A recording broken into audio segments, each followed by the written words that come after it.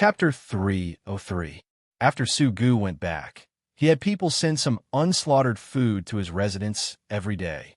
To the outside world, he would personally slaughter and cook it, but in fact he was secretly training the method of enslavement.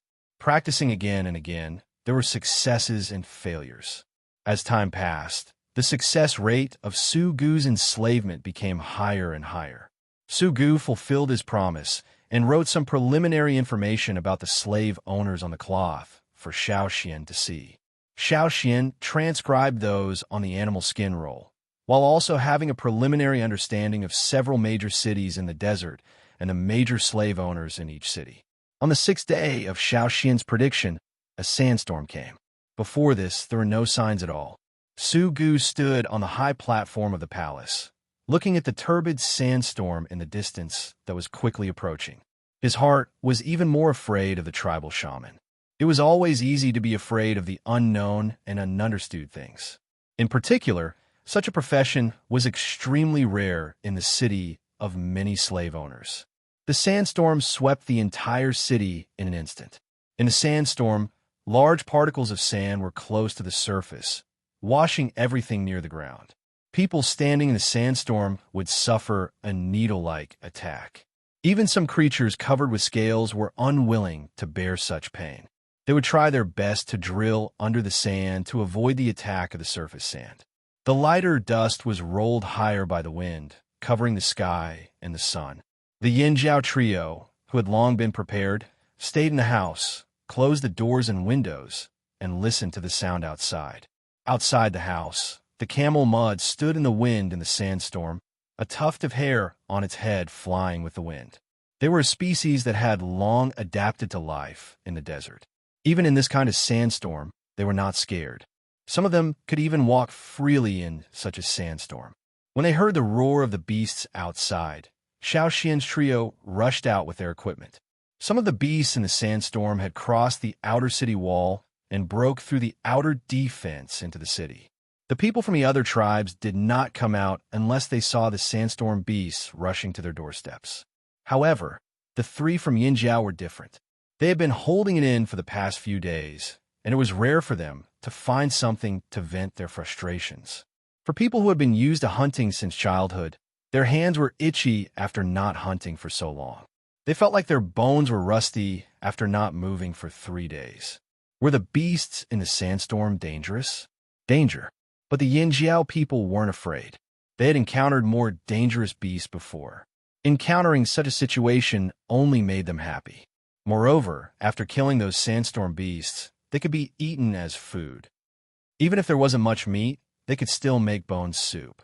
If other people knew what the 3 Yinjiao men were thinking, they would think that the Yinjiao men were crazy. Xiao Xian and the other 2 didn't fight the sandstorm beasts recklessly. They cooperated with each other to deal with the beasts, just like how they cooperated to hunt in the forest. Low visibility? It was fine as long as his hearing was normal. He could still make out the sounds of the sandstorm beasts moving about in the sandstorm. Cha-Cha, who had finally moved here, also caught some of his rations. When the sandstorm was over and everything was calm again, the people around saw that near the Yinjiao's embassy, there were sandstorm beasts with their stomachs cut open and about to dry out. The slaves and slave owners of Luoya City changed their view of the 3 Yinjiao men again. They were fierce, and had a big appetite. On the 10th day, Luoya City was restored to its former appearance. The people of the tribes were doing their own things, coming and going in a hurry. Xiao Xian knew that these tribes had something to hide from the Yinjiao, but it didn't matter. He would figure out what these people were hiding. On the day that Xiao Xian and Su Gu agreed on, Xiao Xian and the other 2 were ready to go. This time, they didn't intend to take the camel.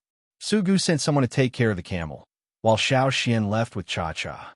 After holding back for so long, Cha-Cha should go outside to relax, although there was a vast desert outside. In these 10 days, Su Gu's enslavement ability was getting stronger and stronger. He felt that he could almost enslave slaves. However, before he had enough assurance, he would not enslave slaves in the city for the time being. After half a year, Su Gu went out of the city again. This time, he only took Wu Shi plus Xiao Xian and the other two, a total of 5 people. The oasis that Su Gu said belonged to his father, the king of Luya City. It was said that it was robbed from other slave owners a long, long time ago. Until now, there were some people who wanted to rob the oasis, but they were all beaten back. Resources were all robbed and then defended by strength. When there was no strength, they could not defend it, and they had to change people. From Luya City to the oasis, it took about 2 days to walk. If they traveled light and walked fast, they could arrive in 1 day. This time, they did not bring much luggage. Xiao Xian and the other strength was also there. They did not find it too difficult to hurry through the desert.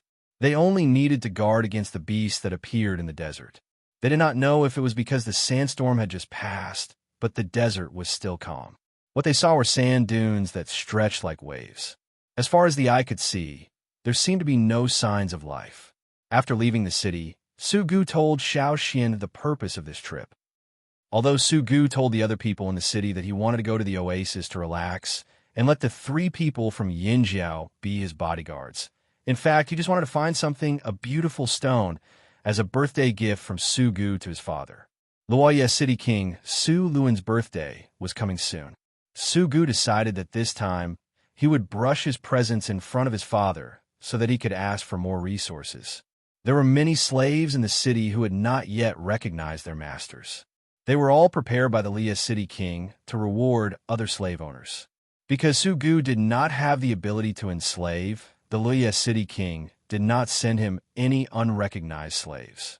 This time, Su Gu decided to seize the opportunity to pick one. Slaves also had advantages and disadvantages. A stone? What kind of stone? Xiao Xian was curious. What kind of stone would it be that Su Gu was so concerned about it, and even sent it as a birthday gift for the Luoya City King?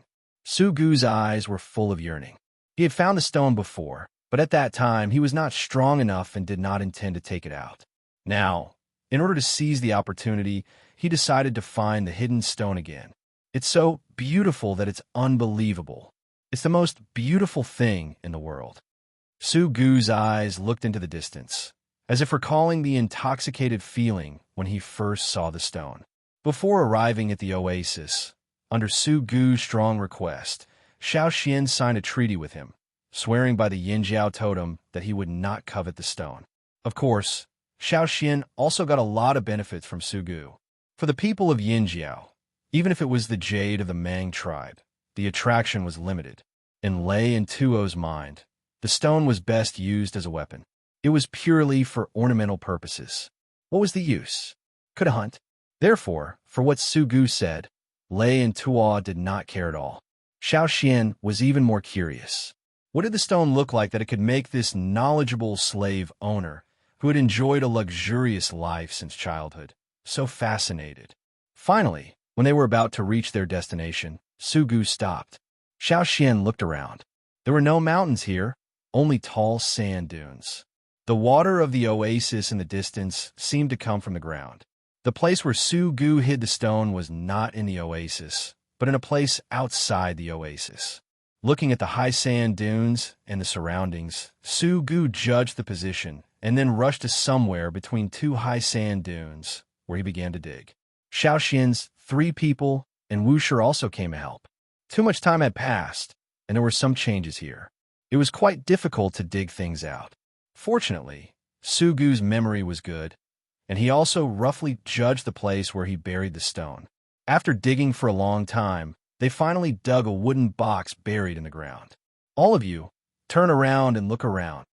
Su Gu panted, his eyes showing his vigilance. I can't take a look? Xiao Xian asked. Su Gu tangled for a moment, but then he remembered that Xiao Xian had signed a treaty with him.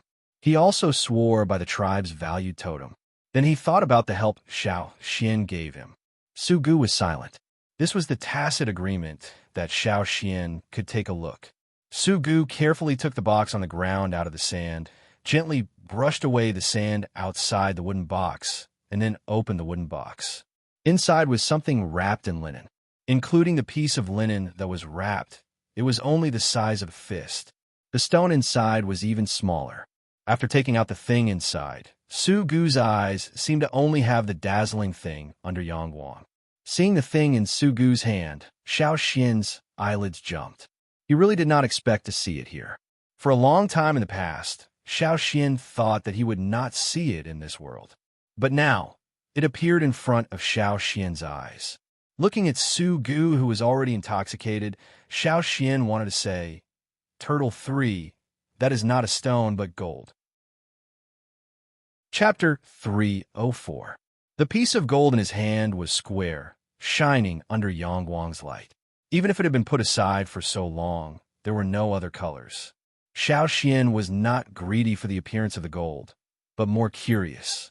He actually wanted to take the gold to see, but seeing Su Gu so tightly and so excited, he gave up the idea for the time being and waited for his mood to stabilize. Third young master, Su Gu, Turtle-san, have you seen enough? If you've seen enough, let's continue. Xiao Xian urged. Close to the oasis, Xiao Xian was thirsty. Instead of admiring the gold under the sun, he would rather go to the oasis to find a shady place to drink some water and rest. Pulled back by Xiao Xian's words, Su Gu found himself staring at the stone in his hand, lost in thought. He quickly wrapped the gold in his hand and put it in an inner pocket. The clothes he wore today had a secret pocket sewn for storing things. After putting it in, Su Gu got up and walked 2 steps, feeling that something was wrong. He looked sideways at Xiao Xian, his eyes looking up and down, carefully observing the expression on Xiao Xian's face, not letting go of any details. But in the end, what made Su Gu helpless was that he really did not see any greed or intoxication on Xiao Xian's face. It seemed that what Xiao Xian just saw was just an ordinary stone, not a treasure. Don't you think that stone is addictive? Su Gu could not help but ask. Xiao Xian shook his head. I don't think so. How is that possible? Su Gu looked at Xiao Xian again, still coming to the same conclusion. There was someone who could resist its charm. This time, Su Gu was surprised, but at the same time, he had some doubts. Could it be that only he thought that the stone was so beautiful that it was addictive? If that was the case, what if he gave it to his father as a gift and he did not like it? Xiao Xian's reaction made Su Gu's previously firm plan become hesitant. In the end, was he too addicted, or did Xiao Xian have no eyesight?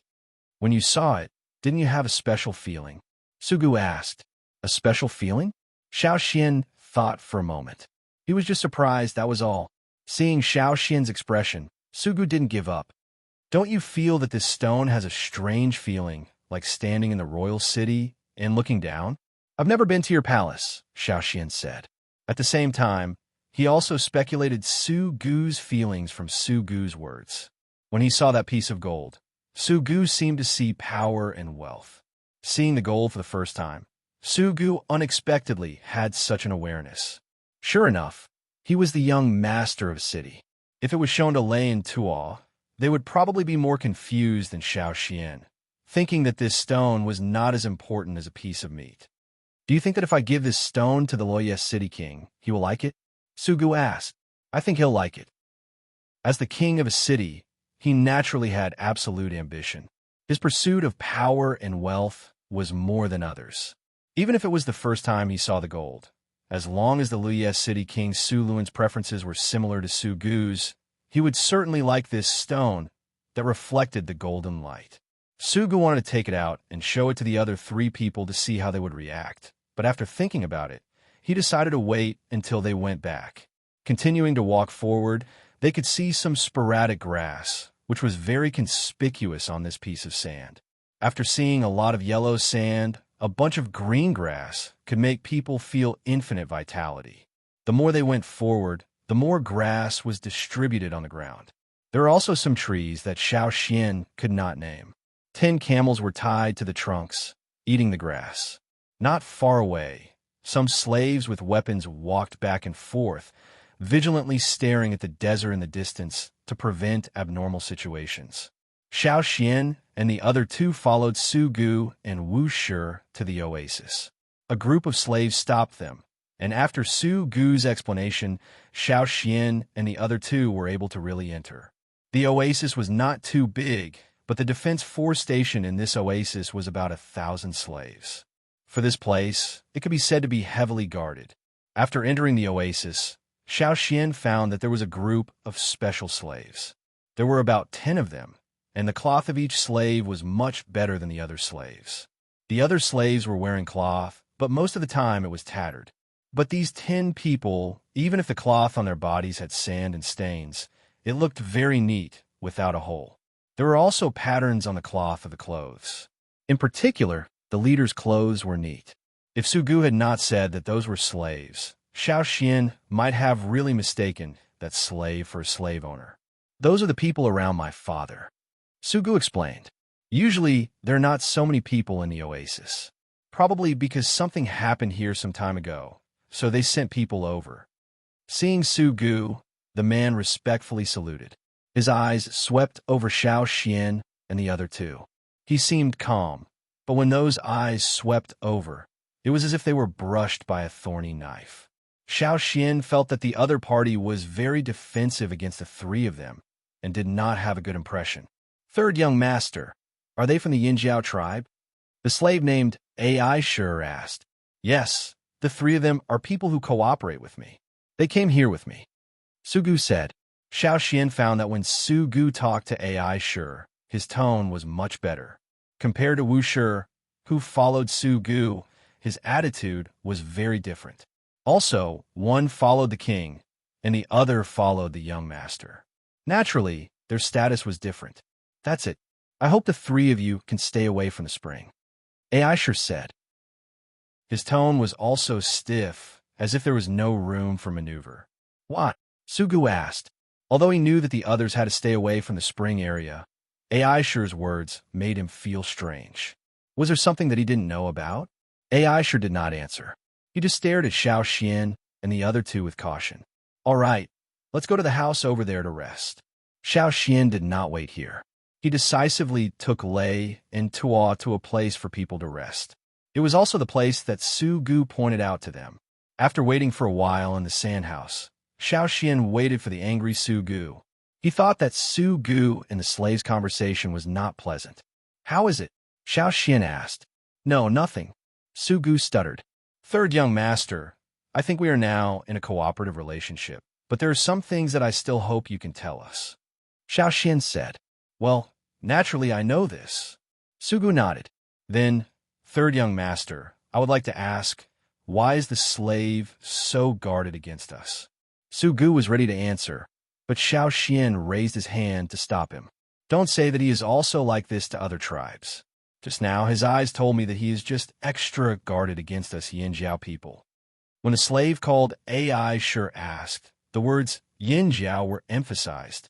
Obviously, there was something about the Yinjiao tribe, but Xiao Xian and the other two did not know. Su Gu thought about it and let Wu Shi go out to guard the door. Then he said to Xiao Xian, some time ago, someone was hiding in the water delivery team from the spring to the city, causing some trouble. Su Gu did not say it in detail, but Xiao Xian could still roughly guess. Does the slave think that the assassin is related to us? Su Gu nodded. But only 3 of us from the Yinjiao tribe came. This is known to the other tribes. Xiao Xian said, I didn't say it was you. If it was really determined that you were involved, you would have been surrounded by slaves. Su Gu explained. Then why? Xiao Xian asked. Because of a person related to your Yinjiao tribe. Although according to your tribe standards, he is no longer a Yinjiao person, but in the eyes of the slave owners and slaves, he is still related. Who is that person? Xiao Xian asked. Dao Yu. Chapter 305. Dao Yu. This was a name that Xiao Xian had not heard for a long time, but he had always remembered it deeply. This was one of the few people on the Yinjiao tribe's must-kill list. Originally, he used his people to betray and murder Yinji and other Yinjiao wanderers, and then fled without a trace. After the Yinjiao tribe returned to the old haunt, the chief and the shaman sent people out several times. They had secretly told several leaders that if they met Dao Yu, they would kill him without mercy. However, Dao Yu seemed to have disappeared. Some people even speculated that the traitor had died. After all, he was just a wanderer. Xiao Xian did not expect to hear this name again now. Dao Yu is here. Xiao Xian's face was serious. Next to him, Lei, and Tua also heard about Dao Yu. They remembered the chief and the shaman's instructions and resolutely executed it. When they heard this, they also put away other thoughts and wanted to cut the traitor on the spot. Seeing the reaction of Xiao Xian and the other two, Su Gu's heart was clear. In order to prevent misunderstandings, he quickly denied, "No, we don't have any tribal expellees in Loya City. Many tribal traitors, after being expelled from the tribe, will seek refuge with our slave owners. There used to be some in Loya City, but after Father cooperated with the tribes, those people were handed over to the tribes as a gift to the tribes." Looking at Xiao Xian's face, Su Gu continued, "However, while Loya City is like this, the other cities are not. There are constantly people abandoned by the tribes who enter the desert city and become high-level slaves under the slave owners. Although every time the tribe's team comes to the desert, they will look for those expellees and hunt them down. However, the results are minimal. After all, the desert is the territory of our slave owners." Su Gu's words were meant to tell the three people in Yinjiao to calm down and not be impulsive. If they really wanted to chase them down, the traitor would not be killed, but they themselves would be cut down. Dao Yu is not an expelled totem warrior. He is a wanderer, Xiao Xian said. However, Su Gu's face was still blank. He couldn't tell the difference between expellees and wanderers. He no longer elaborated, but asked, "Where is Dao Yu now? I didn't know before, but I just asked AI sure. He said that he saw Dao Yu in the Beast City last year." Su Gu said, "In the past, he only thought about how to avoid the trap his two brothers had dug, how to survive, and how to improve his ability to enslave. He didn't pay attention to other things. Now that he was cooperating with Yinjiao and involved Yinjiao, he naturally paid more attention to the details." Beast City? Xiao Xian heard of it for the first time. He only knew that there were several cities ruled by slave owners in the desert.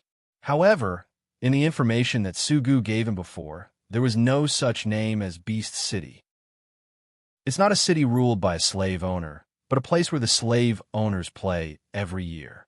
Su Gu explained to the three Yinjiao people. Beast City was deep in the desert.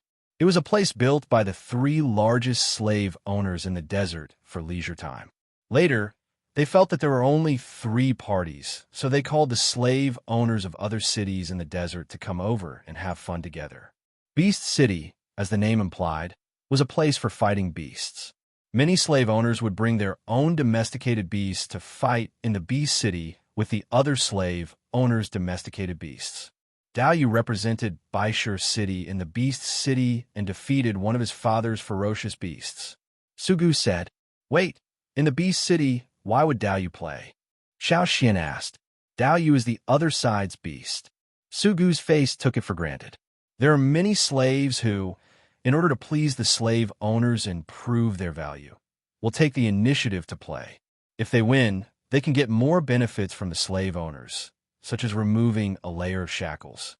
When the slave masters first enslaved the slaves, although they gave them another ability, they also put shackles on them, locking their way to a higher place. If they wanted to improve, they had to let the enslaved slave owners unlock them. Removing a layer of shackles meant that the slave had the opportunity to improve. Of course, even for slaves, there were different qualifications. The slave owners were like kindling, giving the slaves a talent. To what extent they could exert this talent, it could only depend on themselves. Su Gu's words gave a lot of information, which Xiao Xian remembered in his heart. As for Dao Yu, from a wanderer who did not have much power, he could cheat the tribe's materials. After becoming a slave, he could safely climb to a higher position and gain greater ability. Obviously, he was not a simple character. Even though there may be a reason for the Yinjiao wanderer's talent, at the same time, it could be seen that Dao Yu was cunning, vicious, and had a heart. At the beginning, he did not hesitate to cheat Yin Ji and the others who helped him until they had nothing, so they knew his character. However, for such a person to become a slave, would he really be single-minded?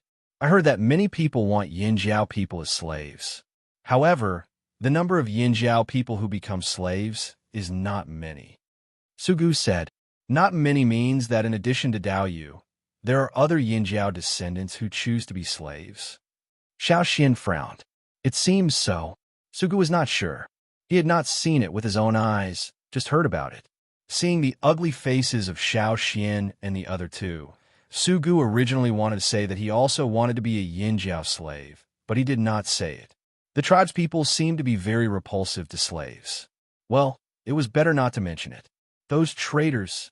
Shame. Lei was very angry at the Yinjiao people who became slaves, especially Dao Yu. Not only did he murder the tribe, but he also became a slave. Seeing that Lei could not wait to immediately cut him with a knife, Tuo quickly pulled him back. Although his heart was angry, Tuo understood the situation of the three people. According to Su Gu's words, Dao Yu seemed to be a Baisher person, and among the slaves there, his status was not low. If the three of them rashly went there, they really would not get a good result. Baisher's relationship with us is not good. AI Sure suspected that the things that happened in the city some time ago were done by Baisher, and also suspected Dao Yu. So when he heard about the Yinjiao people, he was somewhat on guard. Su Gu explained. Yes. Xiao Xian nodded. This could be understood, but Dao Yu, this person, was too big a threat. He could not hesitate to kill Yinjiao people, and outside, he always made Yinjiao hate him. Such a person, it was better to get rid of him as soon as possible. As he spoke, Xiao Xian heard the cry of an eagle outside. There's a situation. Xiao Xian ran out and looked at the sky. What's the matter? Su Gu saw the three Yinjiao people looking dignified, and his heart was uneasy. Not far away, AI Sure, who was guarding the oasis spring and supervising the water delivery, also came over. Young master, what happened? Su Gu did not answer, but looked at Xiao Xian. He himself did not know what happened. Xiao Xian looked at the eagle in the sky and raised his finger to one side. There's a situation in that direction.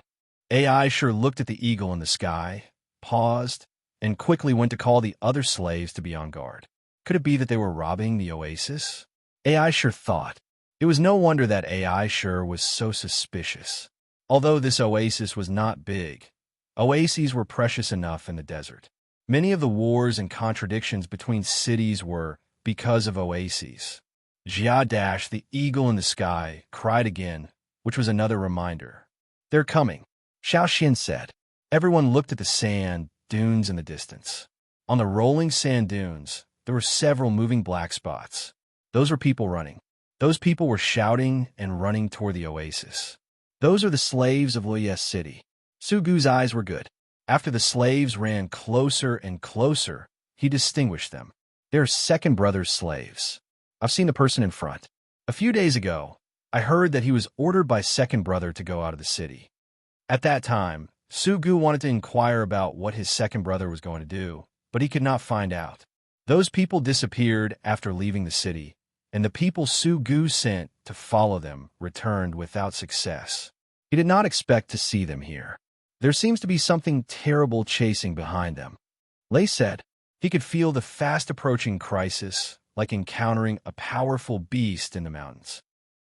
There was a kind of chill that made people's teeth tremble. Xian. Tuo looked at Xiao Xian, his eyes asking how to react later. Xiao Xian made a gesture, which meant to quietly watch during the hunt. After all, this was not the Yinjiao tribe, but the slave owner's territory. They did not need to fight desperately. As the slaves ran closer and closer, Xiao Xian saw that on the sand, there was sand flowing. It seemed that something under the sand was shuttling quickly and circling to the front of the slaves. Boom! In front of the slaves, the sand burst open, and a huge figure rushed out from under the sand. Rough scales with thorns covered the whole body. Its round pupils locked on the people running on the sand. On the upper half of its body, it opened its big mouth like a python about to swallow its prey. Even its neck swelled up, and its big mouth with sharp teeth was like a shovel. After falling, it suddenly turned sideways. In the blink of an eye, the four slaves, along with the sand on the ground, were shoveled into the mouth of the giant beast. Quicksand beast. It's a quicksand beast. On the oasis side, a slave screamed. Quicksand beasts were said to be able to make quicksand, so they were given this name.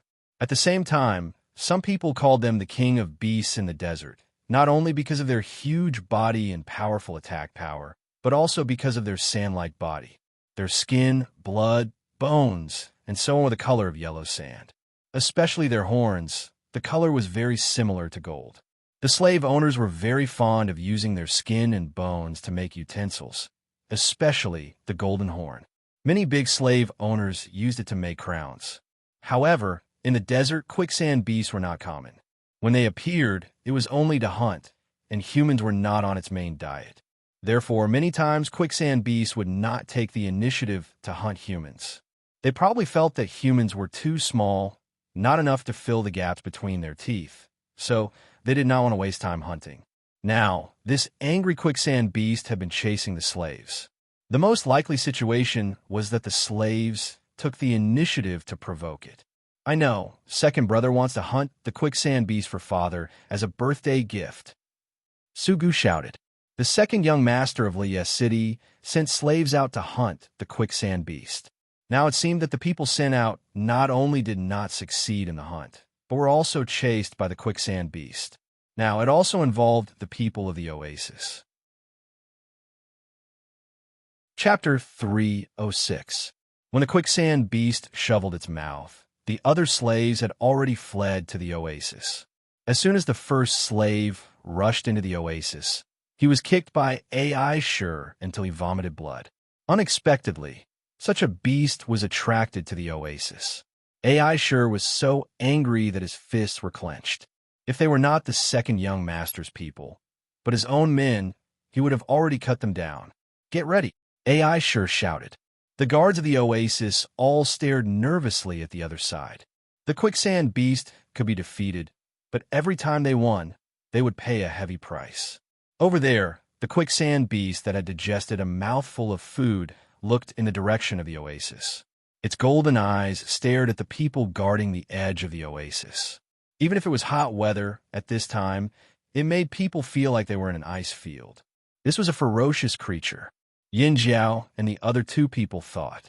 Staring at the oasis, the quicksand beast did not immediately come over, nor did it pull out the other half of its body buried under the sand. Instead, it slowly shook the half of its body that was exposed to the ground, and its head was still slightly moving up and down. This was not to agree with anything, nor was it counting the number of people, but a signal to attack. Be careful, Aishur shouted. Even if he did not understand this creature, Xiao Xian could intuitively judge the next response. Without the slightest hesitation, when the quicksand beast nodded again, he shouted to remind Lei and Ta, retreat. Slamming his knees on the ground, Xiao Xian quickly bounced away. At the position where he had just stood, a sand arrow composed of sand shot there, bursting and scattering. The rapidly splashing sand hit the people like tens of thousands of knives scraping. The slaves who could not avoid it in time could not help but scream. It was the sand ejected from the quicksand beast's mouth. It was the effect of the sand spit out from the shoveled mouth. Xiao Xian did not need to worry about Lei and Tuo's reaction. Xiao Xian still believed in it. On Su Gu's side, there was Wu Shi to protect him. He had already retreated, so Xiao Xian did not need to worry. Taking Lei and Tuo to Su Gu's side, Xiao Xian asked, "What are the weaknesses of the quicksand beast?" Weakness? Wu Shi did not know. Generally, when we encounter a quicksand beast, we will attack its eyes. This was also the method they often used when encountering other beasts. As for specifically targeting the weakness of the quicksand beast, Wu Shi really did not know. Not only Wu Shi, but the others also didn't know. Even because of the great slave owner's love and high evaluation of the quicksand beast's skin and bones, the slaves had deified such a beast. They felt that this was the king of beasts in the desert. It had no absolute weakness and could only be fought with manpower and quantity. Xiao Xian and the other two looked at each other and felt helpless. They had to find a way to deal with the quicksand beast. When one did not have the power to resist directly, they had to use their wits. Since it was a battle of wits, of course, he had to take advantage of the prey's weakness. Xiao Xian and the other two watched from the side. After all, this wasn't their territory, so they wouldn't feel bad if it was destroyed. What's more, this was caused by the slave owners and slaves of Liyes City. It had nothing to do with the Yinjiao people. Over there, Aishur had already led people to fight against the quicksand beast that attacked the oasis. The archers wanted to shoot the quicksand beast's eyes, but they were always avoided by the quicksand beast, who had long been prepared.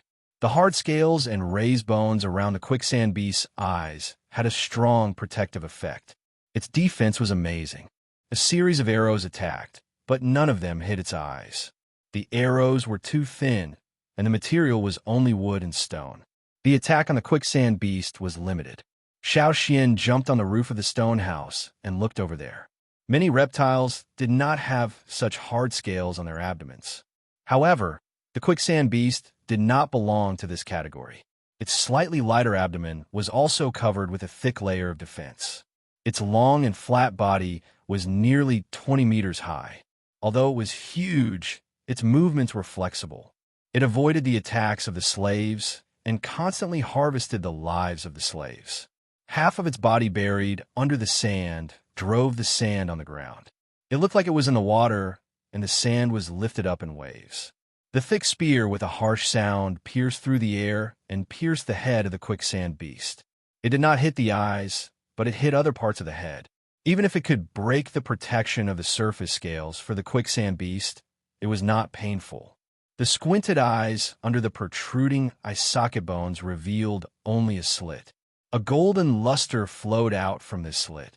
Xiao Xian did not feel any sense of sacredness at all. He only felt that it was tricky. Some of the desert beasts that were still active around had all disappeared, including the black beetles that were always in front of them. They either ran away or hid deep under the sand.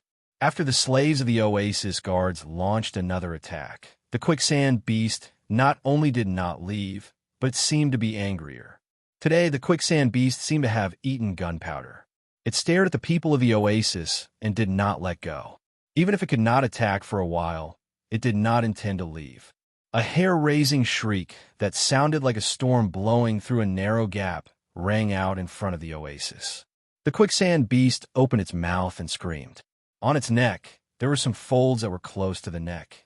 At this moment, these folds were all opened with the quicksand beast's screams. The stretching made the original color of these folds a little lighter. The hard scales on the folds, under Yang Guang's gaze, exuded a golden luster. It was like a king lifting his cloak, dazzling people's eyes. Especially the golden horn on its head. It seemed to break through all obstacles, sharp and fierce. "It's really beautiful," Su Gu exclaimed next to him. Hearing Su Gu's exclamation, the blue veins on Xiao Xian's forehead bulged.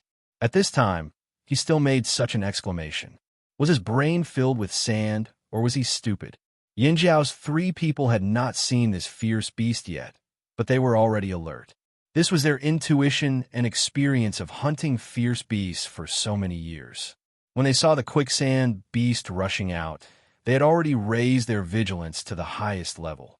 If they encountered such a fierce beast in the mountains, they would not fight, but leave immediately.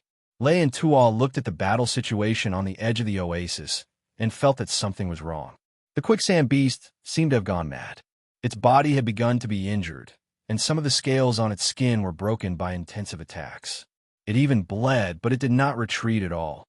Looking at the slaves who had just escaped, the two could not help but think, did those people take the initiative to provoke and make this quicksand beast go mad? Or was the quicksand beast irritable, just like a beast? Xiao Xian did not think about the reason why the quicksand beast was so crazy. Wu Shi and Xiao Xian said that the quicksand beast was known as the king of all beasts in the desert and had no absolute weakness. However, Xiao Xian still wanted to observe it. In his mind, the totem's flame weakened and faded, and the egg-shaped shell had lit up. In Xiao Xian's vision, the dazzling Yang Guang, the sand beast, and the land all turned dark. In Xiao Xian's vision, the quicksand beast with a golden luster was now only wrapped in a layer of dense scales. It had to be said that the quicksand beast's defense was almost invulnerable. Its eyes had shrunk into a slit, leaving the slaves with extremely limited opportunities to attack. The rest of the body was covered in hard scales. Even the wrinkles on the neck were covered in fine and dense scales. If it were not for the slave's compact and intensive attacks that made it afraid, he was afraid that it would have directly broken through. Chapter 307. Under his special vision, Xiao Xian could even see through the sand and see the scaly legs and long tail of the quicksand beast under the sand. Once, this ability could not penetrate some obstacles, but with the improvement of his ability, Xiao Xian could gradually see through some obstacles. When he was in the tribe, in the house of the two thieves, Xiao Xian used this ability to see what was buried under the soil. However, the depth of penetration was limited. The deeper he went underground, the more blurred Xiao Xian could see. Therefore, even if he could see the other part of the quicksand beast under the sand, he could not see it clearly. In the past, when hunting, if he encountered strange or unfamiliar beasts, Xiao Xian would also use this method. It was just that when he hunted before, he did not have so much leisure time to observe and study. The habits of the beasts, their fighting habits, and the flaws that were easy to appear in battle. As long as there was enough time, Xiao Xian could observe them. Xiao Xian's line of sight moved to the quicksand beast that was fighting with the slaves on the edge of the oasis and constantly dodging their attacks. In such a short time, another 5 people were swallowed by the quicksand beast. For the time being, Xiao Xian could not see the weaknesses of the quicksand beast's body structure through its almost perfect defense. At least for now, it seemed that he could only break its outer scales through continuous attacks and then cause damage to it. Suddenly, Xiao Xian's eyes narrowed. He found that the powerful legs of the quicksand beast buried under the sand were bending. "Get out of the way, it's going to jump over," Xiao Xian shouted. Xiao Xian's voice just fell. At the edge of the oasis, where the quicksand beast was, countless grains of sand were lifted.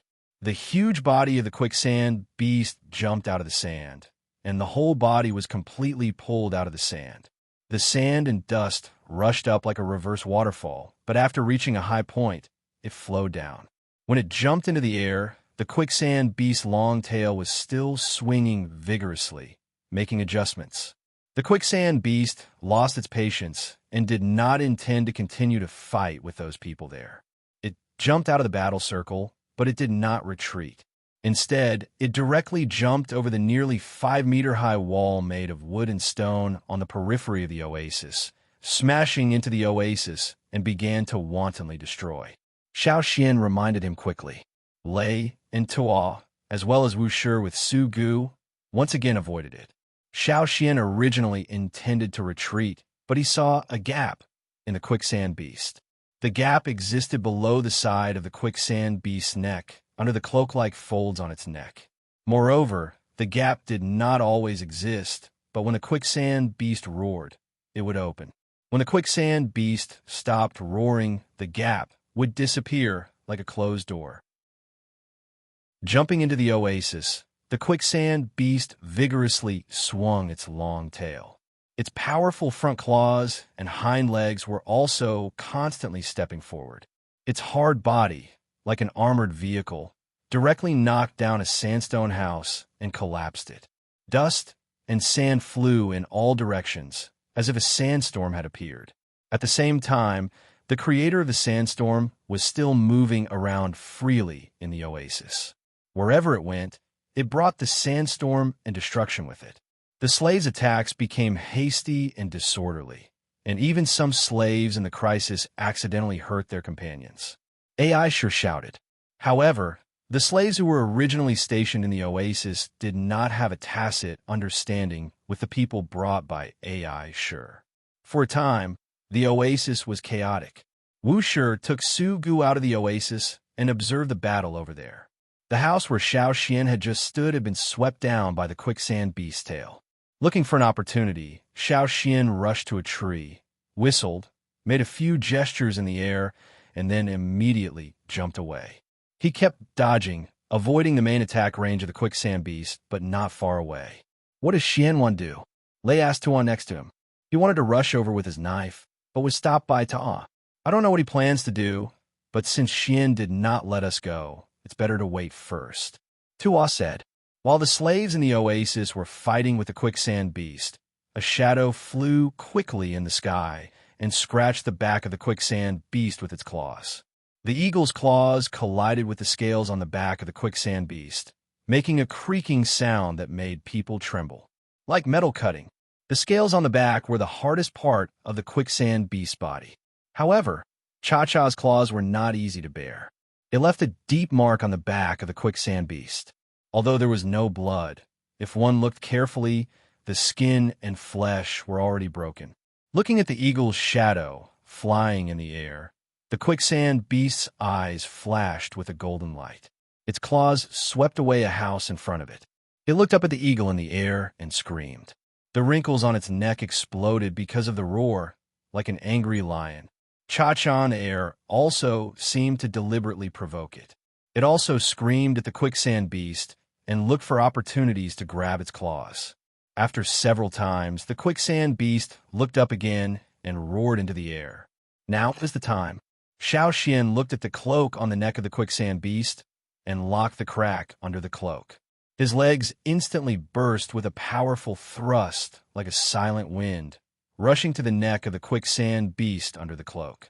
Looking up at the eagle in the air, the quicksand beast felt that something was wrong. In a split second, it instinctively stopped roaring, moved the bones of its neck, and closed the gap. However, it was still a step too late. Xiao, who rushed out, held the handle of the stone knife with both hands. A second before the gap closed, he stabbed the knife into the narrow gap that was about to close. In other people's eyes, that crack was not distinguishable because it was the same color as the other places. It was covered in scales. However, that layer of scales was sparsely distributed.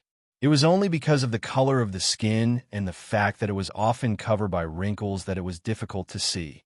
At the moment when the stone knife pierced, Xiao only felt that the stone knife in his hand seemed to have pierced into a dense collection of high-quality stones. The resistance was great, and every time it went in, he could hear the sound of the stone knife scraping the bones under the skin. Fortunately, it was only a collection of stones, not a whole slate. In this way, there was always a gap for the knife to find a chance to move forward, even if those gaps were only small gaps that were difficult to be recognized by the naked eye. Gee! A harsh scream sounded. Unlike the warning roar just now, it was a more unbearable sound wave. This was not a deliberate attack, but a physiological reaction. It was also a cry of pain after being hit by this attack. The quicksand beast swung its big head, trying to bite off the small hand that threatened its neck. However, there was a blind spot. The quicksand beast could not bite that place no matter how hard it tried, and its front claws could not scratch it. After several failed attempts, the quicksand beast rushed to the remaining stone houses in the oasis. Bang! The remaining stone houses were knocked down one after another. Every time it hit, the quicksand beast deliberately slammed its neck into those stone houses. Xiao, who had stabbed the knife into the neck of the quicksand beast, grabbed the handle of the knife with one hand and clasped the scales of the quicksand beast with the other to prevent himself from falling. The quicksand beast's self-harming way of slamming into houses did indeed bring a lot of trouble to Xiao. His back collided with the stone and soil. Xiao could even hear the sound of bones dislocating in his body. Fortunately, his physique was strong, and he could temporarily withstand such pressure. Xian, Lei, and Tuo wanted to help, but they were stopped by Xiao. Get out of the way. Don't come over. At this time, Lei and Tuo could not help much. At this moment, the quicksand beast had completely changed from its madness to anger and panic. It did not know why such a small guy could bring such a huge threat to itself, and the place where the attack was made was the most vulnerable part of its body, hitting houses and trees, knocking down a large area in succession. It did not knock down Xiao, but the quicksand beast itself screamed several times. Every time it screamed, Xiao could send a knife in again. The quicksand beast would cry out because of the pain, and Xiao would seize the opportunity to send a knife. The quicksand beast, who had no choice but to roll on the ground, wanted to drill into the ground to escape. Its head had just drilled halfway into the ground when its tail was grabbed by the eagle's claws and dragged back. Cha-Cha couldn't really catch this giant beast, but it was completely possible to create a certain obstruction for it. As soon as he saw that the quicksand beast wanted to drill into the ground, Cha-Cha grabbed its tail and dragged it in the opposite direction. Xiao Xian was pressed down by the neck folds of the quicksand beast, and it felt like a heavy object was whipping him. Looking at the stone knife that had sunk into the flesh, leaving only the handle, Xiao Xian retracted his arm and clenched his fist. The totem power gathered in his arm, and in his veins, the blood seemed to be squeezed. Xiao Xian could even hear the bursting sound of the bones and muscles in his arm because of the flow of the totem power. The blue veins bulged and burst. His fist was aimed at the bottom of the hilt where the quicksand beast's roar had once again opened a slit. After accumulating his strength, his whole arm suddenly slammed forward. The powerful force suddenly hit, and the place where it hit, the vibrating ripples spread out. Under the skin, the gaps connected to the internal organs like pores. Under the bones that desperately wanted to gather, the hard meat was like tofu that was violently shaken and shattered. Chi! A sharper and more harsh roar sounded. Blood that was almost the same color as the sand dunes sprayed out from the mouth of the quicksand beast, and Xiao Xian himself was also splashed with blood from a place where he was bombarded. The blood of the quicksand beast was not as hot as its color, but with a chill. It was effective. Xiao Xian did not have time to rest. Once again, he punched the place where he had just bombarded. The quicksand beast collapsed under such bombardment, collapsed, and collapsed again. The collision was ineffective. Even if the neck folds were squeezed tightly, it could not stop Xiao Xian's attack again and again. The screeching sound continued, and the rolling sand and dust covered the entire oasis with a layer of sand. The other people around, including Su Gu, who was protected by Wu Shi, were shocked to see the rolling figure in the sand. What happened in the end? Why did the quicksand beast suddenly react like this? Just now, which tribesman rushed over? What happened after he rushed over? What did he do? They couldn't know. Just looking at the huge figure that was screaming and rolling, the slaves who had just been fighting with the quicksand beast could not help but swallow their saliva. What the hell was going on? Chapter 308. The cries of pain gradually weakened, and the movement of rolling and crawling slowly slowed down. Above the desert, a gust of wind blew to the oasis, taking away the sand and dust of the oasis. The turbid sand curtain faded and dispersed, revealing the figure inside in front of everyone. Originally, the many stone houses in the oasis had been destroyed by 2/3. The remaining houses, even if they did not fall, were damaged in part. The ground was uneven, and the surrounding houses and trees were covered with a thick layer of sand. Where the spring was usually clear, the spring water had become turbid. There was a lot of dust floating on the water surface. If the water wanted to be clear again, they would have to wait at least one night.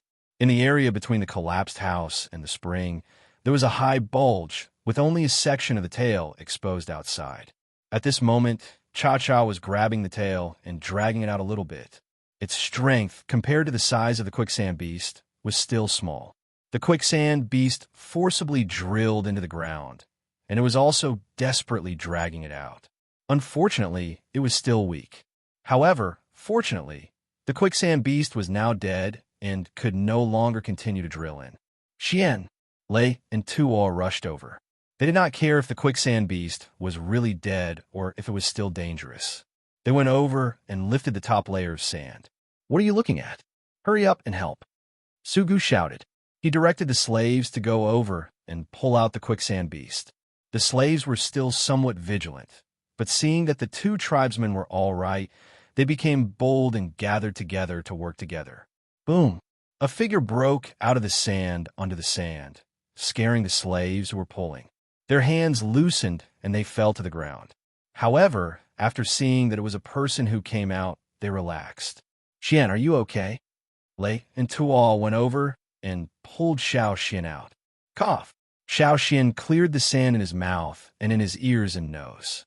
He took a deep breath and said, "It's okay, just a few broken bones." Such an injury was not too serious for Xiao Xian. A day's rest would be a lot better.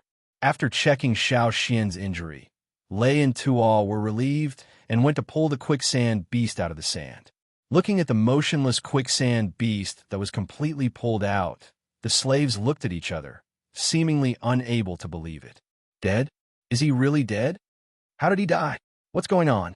The slaves were puzzled and glanced at Xiao Xian. They looked at Xiao Xian with fear in their eyes. Ha! Ha ha! Sugu looked at the dead quicksand beast and laughed out loud. Seeing that the slaves who had led the quicksand beast were approaching, the smile on his face instantly changed. He coldly said, "Why? Do you want to grab the prey? It was Yin Jiao that killed him, not you." According to the rules here, Yin Jiao's people cooperated with Su Gu. Naturally, part of the results obtained could also be attributed to Su Gu. Su Gu could completely say that this was his thing. But, third young master. The slaves still wanted to argue, but they looked at the huge quicksand beast on the ground with an unwilling expression. They wanted to say that this was not all the credit of the Yin Jiao people. With just 2 or 3 people, what could they do? Wasn't it all the work of the people stationed in the oasis? Most of the injuries on the quicksand beast were caused by these slaves. What did it have to do with the Yin Jiao people? At most, the Yin Jiao people encountered an opportunity. When the quicksand beast was not good enough, they added a bit of strength. How could this dead quicksand beast be regarded as the third young master's thing? Go to the side, Su Gu shouted, raising his hand to point to the slaves. You didn't mention it. You failed to catch the quicksand beast, but you actually led the quicksand beast to the oasis. You see what you have done to the oasis. The number of guards on this side of the oasis was indeed a lot, but today, because of AI, sure, not long before the quicksand beast came, nearly 2/3 of the guards were sent to several places near the oasis to patrol and search for suspicious people. So when the quicksand beast rushed over, those who were sent out did not come back in time to help. By the time they arrived, the quicksand beast was already rolling around and digging the ground because of Xiao Xian, making a haze of sand in the oasis. The slaves who heard the call for help and rushed back looked at the slaves' eyes and suddenly became unkind. They actually dared to lead the quicksand beast here. What was even more unfortunate was that today, when most of the people went out to search and then looked at the destroyed oasis, if the king knew, he would definitely go crazy. And once the king went crazy, the unlucky ones would definitely be the slaves, especially the slaves guarding the oasis. A fierce-looking slave went to AI Shure's side. He was one of the people in charge of the oasis guards. When the quicksand beast attacked the oasis, they were looking for a suspicious person. They did not think that the person would not be found, and when they came back, they would encounter this. He whispered a few words to AI Shure and did not look at the slaves of the second young master. He directed people to repair the house. His master was the king of Leia City, not a young master. Slaves of this level were directly under the king's orders. Even if it was the young master, he could not command them, let alone the slaves of the young master. No one would blame him for killing these slaves. After hearing the news reported by the man, AI Sure carefully thought about it. All this seemed to be too coincidental. Why would the quicksand beast attack here when the main guards of the oasis were sent out? The second young master sent people to hunt the quicksand beast, so he should have a certain degree of certainty. It should not be like this. This matter was not simple. Perhaps it was still the work of those people in Baishur City. You few, come back with me to see the king. AI Sure pointed to the slaves who led the quicksand beast over and said. As soon as they heard that they wanted to see the king, the slaves suddenly felt their legs go soft, their faces desperate. AI Sure did not look at them much. He went to Su Gu's side and said, "Third young master, please go with me to see the king." This time, Su Gu did not lose his temper. He also felt that there was something wrong with this. He nodded and said, "Okay." Since he promised to see the king, Su Gu could bring the quicksand beast back to his father and give it to him. AI Sure did not call Xiao Xian and the other two. He still looked at the three people with suspicion and vigilance. Xiao Xian did not care. His main purpose was not to make a good impression in front of these people. What these people thought, he did not care. This time, he could only watch from the side, but he chose to risk attacking the quicksand beast for Dao Yu. According to Su Gu, the three Yin Jiao people went directly to Baishur city to find Dao Yu. Most of the cities in the desert were not friendly to the tribes. Of course, this was also secondary. The important thing was that Xiao Xian did not know if he could really find Dao Yu after sneaking into Baishur city. However, if he could go with them to B city, then it would be different. Not only could he see Dao Yu, but he could also see the legendary B city. To go to B city, the best was naturally with Su Gu. If Su Gu could make a good impression in front of the Luoye city king, then he would naturally have the opportunity to go to B city. In the past, there were tribes who used similar methods to go there. On the day when Ai Shur and the others returned to Luoye city, many people saw the quicksand beast being dragged into the city on a cart. Before separating from Su Gu's group, Xiao Xian whispered a few words to Su Gu. Su Gu, who was originally angry because of other people's suspicious eyes, heard those words and his eyes lit up. He said to Xiao Xian, "Good. If it is successful, I will definitely help you find Dao Yu." Chapter 309. What kind of person was the king of Luoye city? Xiao Xian had not seen him since he came to Luoye city. He rarely learned more from other people. What he knew was what everyone knew. Before Xiao Xian separated from Su Gu, what he said to him was actually the weakness of the quicksand beast. The Yin Jiao people lived in the ferocious beast mountain forest, which Su Gu knew. He also felt that the reason why Xiao Xian could say the weakness of the quicksand beast was probably because he often came into contact with the beast. As for Xiao Xian, he did not have much doubt. Even if he did, he would not ask. The two sides were in a cooperative relationship, so as long as it was beneficial to everyone, it was fine. As for other secrets, what harm was there in not mentioning it? Su Gu intended to give the quicksand beast as one of his birthday gifts to the Luoye city king, plus the stone that Su Gu liked very much. In Su Gu's view, it was already a very good gift. However, in order to get more chips, Xiao Xian told Su Gu about the weakness of the quicksand beast. This could also be sent as one of his birthday gifts, even more important than the quicksand beast. After all, the cost of killing a quicksand beast was too high. Knowing the weakness and then hunting it was different. The slave owners of Luoye city already knew how to lure out a quicksand beast, and Xiao Xian's information could undoubtedly reduce the consumption to a large extent. As for whether the Luoye city king would attribute the abnormality of the quicksand beast to Xiao Xian's group, Su Gu had to solve it. After returning to his residence in the city, Xiao Xian carefully recalled the abnormality after the appearance of the quicksand beast. Based on his years of hunting experience, the quicksand beast seemed to have been angered. It was not necessarily the second young master's people, but someone else. Moreover, the timing was just right.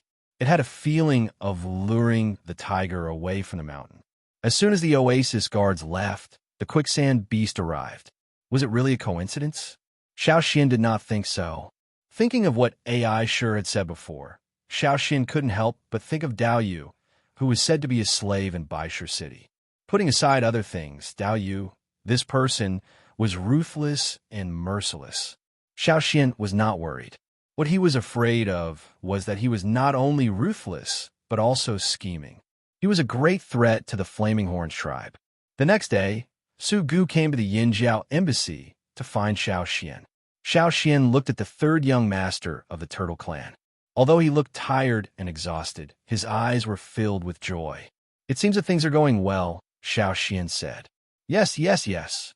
Su Gu did not elaborate on what happened after entering the palace, but he told Xiao Xian that his second brother was criticized by the Luoye king. Several of the slaves who led the quicksand beast to the oasis were also executed. Su Gu, however, was rewarded for his good gift. The benefits that were previously reduced were all made up for. Su Gu proposed a group of slaves who had not recognized their masters, and the Luoye king agreed after being surprised. "What is the reason for the quicksand beast's madness? Have you found out?" Xiao Xian asked. "I heard from the oasis guards who tracked the suspicious characters that it may be the Baishur people who did it. I just don't know how they made the quicksand beast crazy. When Su Li's slaves were trapping and hunting the quicksand beast, they were also interfered with. They failed and suffered heavy losses. However, My father said that a failure is a failure, and there is no excuse. So, he let Su Lu reflect this time. Is it related to Dao? Xiao Xian asked. I don't know. Su Gu told the truth. His own manpower was limited, and he could not inquire more. However, what you said about the weakness of the quicksand beast made my father very happy. If we didn't know the weakness of the quicksand beast, we would have to worry about the Baishur people bringing more crazy quicksand beasts to cause trouble. But now that we know, my father hopes that there will be a few more so that we can kill more. My father wants to use the quicksand beast to make clothes and new crowns. Speaking of this, Su Gu's smile widened. My father agreed to let me follow. I grew up so big, but I followed when I was very young. Because he did not have his own slaves, Su Gu had been excluded from the big events. In the annual Beast City gathering in the desert, the eldest young master Su Ka and the second young master Su Lu took turns to follow. Now, Su Gu got such an opportunity. I also said your things. When the time comes, you will go with me. Su Gu said. This was indeed good news for Xiao Xian. Have you picked the slaves? Xiao Xian asked. My father allowed me to pick 20. This batch of slaves has been picked. He said to wait for the next batch of slaves to come, and then let me continue to pick. Su Gu excitedly said. The enslavement is complete? Xiao Xian asked. When it came to enslavement, Su Gu's excited look was slightly restrained. I enslaved 3, but only succeeded in 1. If the enslavement failed, they would die. Xiao Xian knew that, so he did not ask about the other 2 slaves. Su Gu's face was full of ridicule. He didn't know if it was self-deprecating or ridiculing others. You don't know that when I went to pick the slaves, those slaves seemed to see death. It seemed that the people I picked would die. When Su Ka appeared, those people seemed to see hope. Bang! With a tisk, one could tell that the third young master was very dissatisfied with the slaves' reactions, and the reality was also a blow to him. Although 1 out of 3 succeeded, compared to the 90% success rate of the others, he was really not good enough. I'll practice again. Su Gu began to spontaneously mobilize the power in his body. The palm of his outstretched hand sprang up with a blue flame. Xiao Xian looked at Su Gu, who had already entered the state of training. He did not disturb him, but observed the flame that appeared again in his mind. That was Su Gu's flame. The boundary between red and blue in the flame was very clear. The 2 flames gathered together and intertwined with each other. When Su Gu was training the enslavement, the blue flame in the flame was unusually active. Su Gu could get benefits from Xiao Xian, and Xiao Xian could also get benefits. The most direct reaction was that there were more blue flames in the totem flame belonging to Yin Jiao. After half a day, at the end of the practice, Su Gu felt that his enslavement power was more skillful. He believed that when he went back to enslavement today, it would be smoother and he could successfully enslave more people. After the ability is locked, the slave's promotion is limited? Xiao Xian asked. Basically, that's the case. Su Gu said. Is there an exception? It is said that there are some, but very few. Those who can break through the shackles must be very terrible. Su Gu said. After Su Gu left, Xiao Xian mobilized the totem power in his body. The dark flame-like lines had passed 2/3 of the forearm, closer to the wrist. Before leaving the tribe, the totem lines on Xiao Xian's arm showed that there were not so many. However, after experiencing the Rain tribe and here, the totem lines went 1 step further. For Yin Jiao's totem warriors, the display of the totem lines was the most direct proof of their strength. The totem lines on the arm over the elbow belonged to the intermediate totem warriors. The closer it was to the wrist, the closer it was to the senior totem warriors. Xian, there are changes in the other tribes. Tuwa came in and said. Xiao Xian and the other 2 in the city also always paid attention to the movements of the other tribes. Some time ago, these tribes led teams out of the city from time to time. It was said that they went to the desert to gain experience and came back a few days later. This time, it seemed that the movement was bigger. Those people are leaving one after another. Lei told Xiao Xian about his discovery today. Yesterday, the people in the city came back and were packing up. I also saw someone rushing to make new stone tools. I thought it was time for the long journey, and we have to go back, But in fact, it is not the case. Today, the Tian Shan tribe and the Thousand Mask tribe left the city. The other tribes also seem to be preparing to leave. I heard that the Hui tribe will go out of the city in 2 days, but not to go back. They're going to the desert. Xian, where do you think they are going? If they wanted to end the long journey and return to the tribe, they should inform the people in Yinjiao. Where are these people going in the end? What happened in the desert recently? Xiao Xian thought about it, and only thought of one thing, Bee City. It was the annual carnival of the slave owners. All the big slave owners who were willing to participate would take people to the Bee City. The rest of the tribe might want to take this opportunity to do something which might be related to the things that those people were hiding. Xiao Xian thought about it in his heart and said to Lei and To, no matter how the other tribes are arranged, we have to prepare. After the Loya City King's birthday, we have to set off for Bee City. Chapter 3:10. The birthday of Loya City's big slave owner, Loya City King Suluan, was very lively. On that day, Xiao Xian did not go out of the house because it would be more troublesome if he went out. On this day, the whole city celebrated. Even if they could not laugh, they had to laugh. Even if they could not celebrate, they had to bite the bullet to celebrate. The other slave owners in the city would be carried around the city, scattering things. Sometimes it was shell money, and sometimes it was other things such as food. This was a gift from the king. The slaves who encountered these situations would gratefully kneel on the ground. Looking around, there was a large group of people kneeling. Xiao Xian did not want to stand out from the crowd. In the past few days, people in the tribal area left the city one after another. It seemed that the previous departure was really just training. This time, Xiao Xian could feel the dignified atmosphere from them. When they first came over, those young and frivolous warriors had now become a lot calmer, with more murderous aura in their behavior. Before they left, they did not say anything to the 3 people from Yinjiao. They only let Xiao Xian and the other 2 wait in the city. When they all came back, it was time to leave and return to the tribe. However, these people did not know that Xiao Xian and the other 2 would follow Su Gu to Bee City. The 2 moons in the sky were getting closer and closer, beginning to change into a full moon. The desert at night had a layer of silver-white light. Standing at a high place and looking into the distance, one could often see the shadows of some nocturnal beasts in the desert outside the city. Lei and Tual walked into Xiao Xian's house and said everything is ready. Tomorrow they would leave the city. Tonight, they had to get everything ready and leave at any time tomorrow. These 3 cloth clothes were sent by Su Gu's people today. You each take one. Xiao Xian pointed to the 3 long cloth coats next to him, still in the style of a hood. This was what Xiao Xian asked Su Gu to find someone to make. The color of the cloth was dark and very low-key. However, the material was not the kind worn by the slaves, but Su Gu's stock. Lei and Tual were seeing such clothes for the first time and felt very novel. By the way, Xian, what about that camel? Lei asked. If the camel was left in the city, Su Gu could find someone to help look after it, but it was not safe. Who knew when someone would come out and slaughter the camel? Especially Su Gu's second brother, who now looked at the eyes of the 3 people in Yinjiao, was not very good.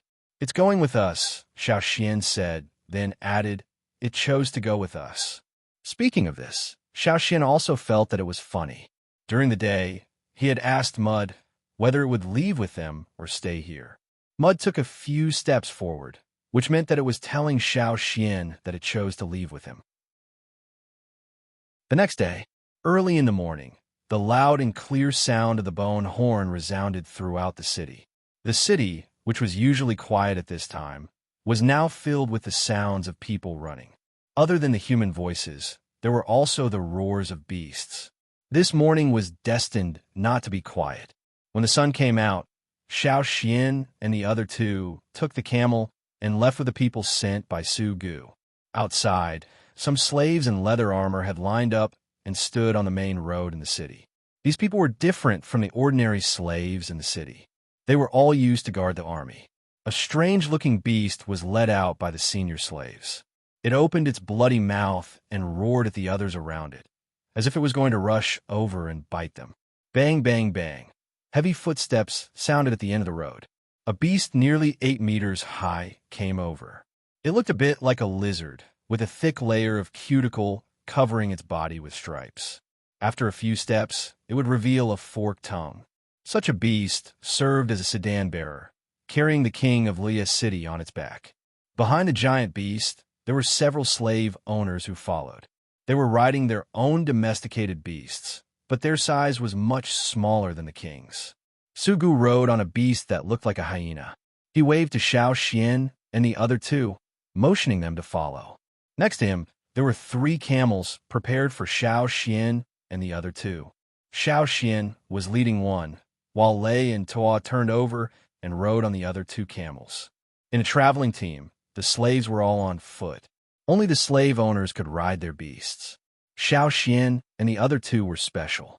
They were not slaves, nor did they belong to the slave owners. However, they did not have to run like the slaves, so Sugu got 3 camels. Xiao Xian turned over and rode the camel. He felt the attention of a line of sight. He looked sideways and saw a young man with a calm face. The man looked similar to Xiao Xian, but at this moment, the cold light in his eyes crossed the surrounding crowd and fell straight on Xiao Xian. Sula, the second young master of Loya City. Also, because of the oasis, the second young master put all his resentment on Xiao Xian and the other 2. Originally, he should have followed the Leah City king to the Bee City, but because of Su Gu's treasure plus the oasis, he was ordered to defend the city with the eldest young master Su Ka. Naturally, his heart was not happy. Xiao Xian asked Su Gu, after the Leah City king left with the team, would the young masters in the city take the opportunity to seize the throne? Su Gu's answer was, they did not dare. In addition to most of the slaves in the city belonging to the king, there was also the factor of strength. They were afraid of the Loya City king, Sulun. Before they had enough strength, they would not dare to usurp the throne. Xiao Xian took back his line of sight and looked at Su Gu in front of him. Su Gu successfully enslaved 14 slaves. This time, he brought them with him, probably to observe these people. In addition to Wu Shi, who was still with him, Su Gu brought a total of 15 slaves this time. A guard next to him had a ferocious face when facing the other slaves on the street. But when he turned around and looked at Su Gu, the aloof expression on his face suddenly converged. He trotted over and handed over a plate of fruit. The compliments were skillfully spoken out with a flattering smile on his face. If it was before, Su Gu would not receive such treatment. Even if the slaves remained respectful to Su Gu, they would not be so courteous. Now it was different. Su Gu, the third young master, was able to successfully enslave and have his own slaves. He was also taken by the king to the Beast City, so the other people's attitudes were naturally different. Su Gu casually picked a fruit and looked at the city gate in front of him.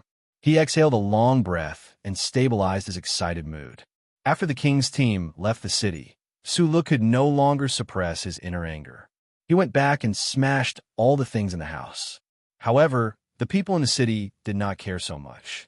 At least, Su Gu and Xiao Xian's mood was very good. Beast City was a little far from Loya City. Speaking of Beast City, it was a relatively special place in the desert, because although it was a desert, the weather was different from other places in the desert. It was much cooler than other places, and the temperature was low. After all, the slave owners went to Beast City not to suffer, but to enjoy. Chapter 311. Above the desert, the team of Leah City had been walking towards the target. The team of more than 2,000 people was comparable to the previous Yinjiao tribe's entire tribe. In the middle of the team, a huge beast was walking with tortoise steps. Xiao Xian could clearly hear the friction between its huge claws and the yellow sand. There were also some beasts around that were led by the slaves. Sometimes, when they saw an active desert beast not far away, they would make a ruckus and then be violently suppressed. Even the one that Su Gu was riding needed Su Gu to suppress and appease from time to time. In contrast, among the beasts in the team, the quietest and calmest was probably the camel that Xiao Xian and the other two were riding. It was not known if they were really calm or if their nerve reflexes were slow. The air was no longer as hot as it was at the beginning, and there was still some coolness in the afternoon. This was the 10th day since they left Loya City. Among the slaves walking in the team, there were also some who couldn't bear it and fell down for various reasons. Basically, they couldn't get up after falling down. In the slave owner's team, there was a fixed rule. Those who fell down and could not get up in a short time would all be fed to the beasts. The tribe had never been so cruel. Even if Xiao Xian and the other two were not used to it at first, the days gradually passed, and they became numb. This was the rule of the slave world. It was not known if those who died for various reasons would regret their original choice before they closed their eyes. "We're almost there," Sugu whispered to Xiao Xian and the other two. Over a tall, old sand dune, they stood on the sand ridge and looked around. Between the yellow, undulating sand, there were many white places which were snow. The wind that blew in his face was still cold and frothy. It's snowing here." Lei looked at the place in front of him in surprise. He thought that in such a place, in such a season, even if the temperature was low, there would be no snow. After all, in his impression, the desert was a hot and dry place during the day. But now, his impression was overturned. "What about the city? I only see the desert." Tuo looked into the distance. Apart from the snowy desert, he saw nothing else. The beast city is still some distance from here, but it already belongs to the scope of the beast-fighting desert. Sugu told the three of them what he knew. Although there was a lot of snow in this area, the air here was still dry. The air was too cold and dry to melt the snow on the ground, so the snow directly evaporated into water vapor. However, snow was the only source of water in this beast-fighting desert. The walking beasts bowed their heads from time to nibble on the snow to quench their thirst. They could open their stomachs to drink water, but they could not eat the snow. Nibbling too much snow at one time would make them sick or even die. Therefore, the people and beasts in the group would pick up some snow from the ground and chew on it after walking for a while. There was no shortage of water here, but it was too cold. Those with weak constitutions would not be able to withstand it. Some birds could be seen flying in the sky in the distance, but they were not wild birds. They were domesticated birds from other cities. They were probably scouting the surroundings to see which teams had arrived. Xiao Xian was listening to Sugu talk about the desert when he heard an eagle's cry in the air. "Only Cha-Cha. Someone is coming," Xiao Xian said. Sugu believed in Cha-Cha's judgment. Saying someone is coming here, it must be in the form of a large team. Which city? Sugu wondered. Next to him, Wu Shi thought of something and his face changed. He walked a few steps and went around to the other side to face the team. "Third young master, be careful. They may be people from Baishur City," Wu Shi said. Baishur City and Loya City's walking routes and destinations were not the same, but if the routes of the two sides were compared, one would find that there was an intersection. At this moment, they were just at the intersection. It was really a narrow road for enemies. The team was still moving forward at the original speed. The people of Loya City would not avoid meeting old enemies. In that case, they would be regarded as afraid. Where would the king's face go? Above the ridge in the distance, there was a team's shadow. Roar! A beastly roar that sounded like muffled thunder came from that direction. Even from such a distance, they could feel the impact of a heavy hammer. "It's the Baishur king's riding beast," Sugu said. He still had some impression of that cry. The huge figure of the Loya City king's riding beast finally appeared in everyone's sight. Similar to the team on the Loya City side, there were many other beasts of different sizes around the king's riding beast. Some were pulled by the slaves for the beast city, while others were the slave owners' mounts. Xian, Tuo, and Lei looked at Xiao Xian. "Let's take a look first." Xiao Xian knew what they were going to say. Yinjiao's trader was likely to be in that team. The two teams' walking routes were almost in an X shape, and, at the moment, they were at the intersection. The other side seemed to speed up a little, not wanting to miss this side. As the two sides got closer and closer, the fighting beasts on both sides seemed to have been injected with chicken blood. No matter how many slaves pulled them, they bared their teeth and roared at the other team, as if they wanted to rush up and bite. As they got closer, both teams began to be alert. Xiao Xian saw that the slaves of Liye City had picked up wooden and stone shields, and the archers were also ready. Was this a fight before entering the city? Xiao Xian motioned for Lei and Tuo to pay attention. The slaves of Liye City would protect the slave owners, but they would not care about the three of them. Roar! Another beast roared. Because this time was closer, it was deafening, and the impact was stronger. Roar! The Liye City King's riding beast was not willing to fall behind and roared back. Whoosh! Whoosh! Whoosh!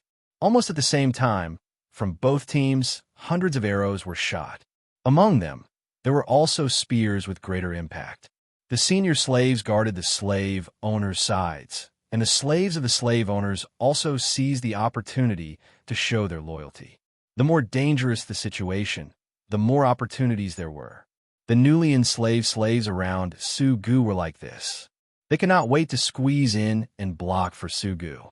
Wherever they saw an arrow, they would gather there. They were afraid that when the chaos was over, there would be no arrow on their wooden shields. There would be no trace left, which meant that they did not do their best.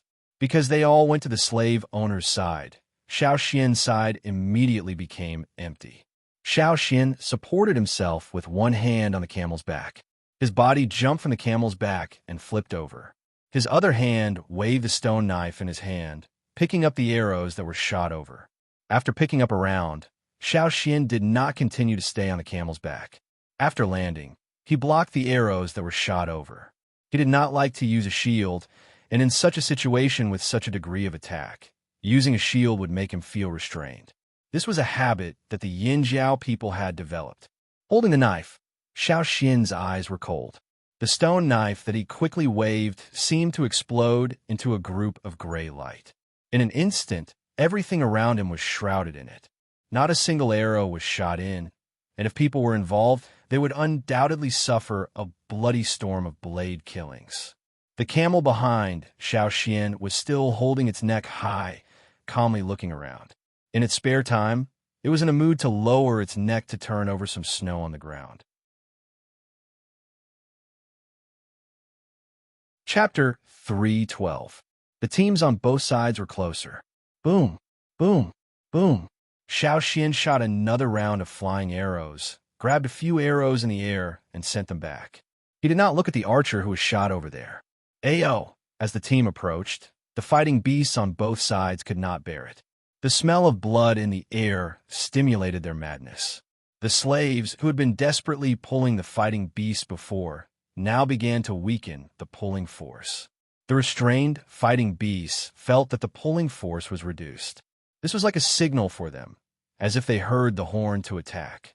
They roared and showed their fangs and claws, rushing toward the other side.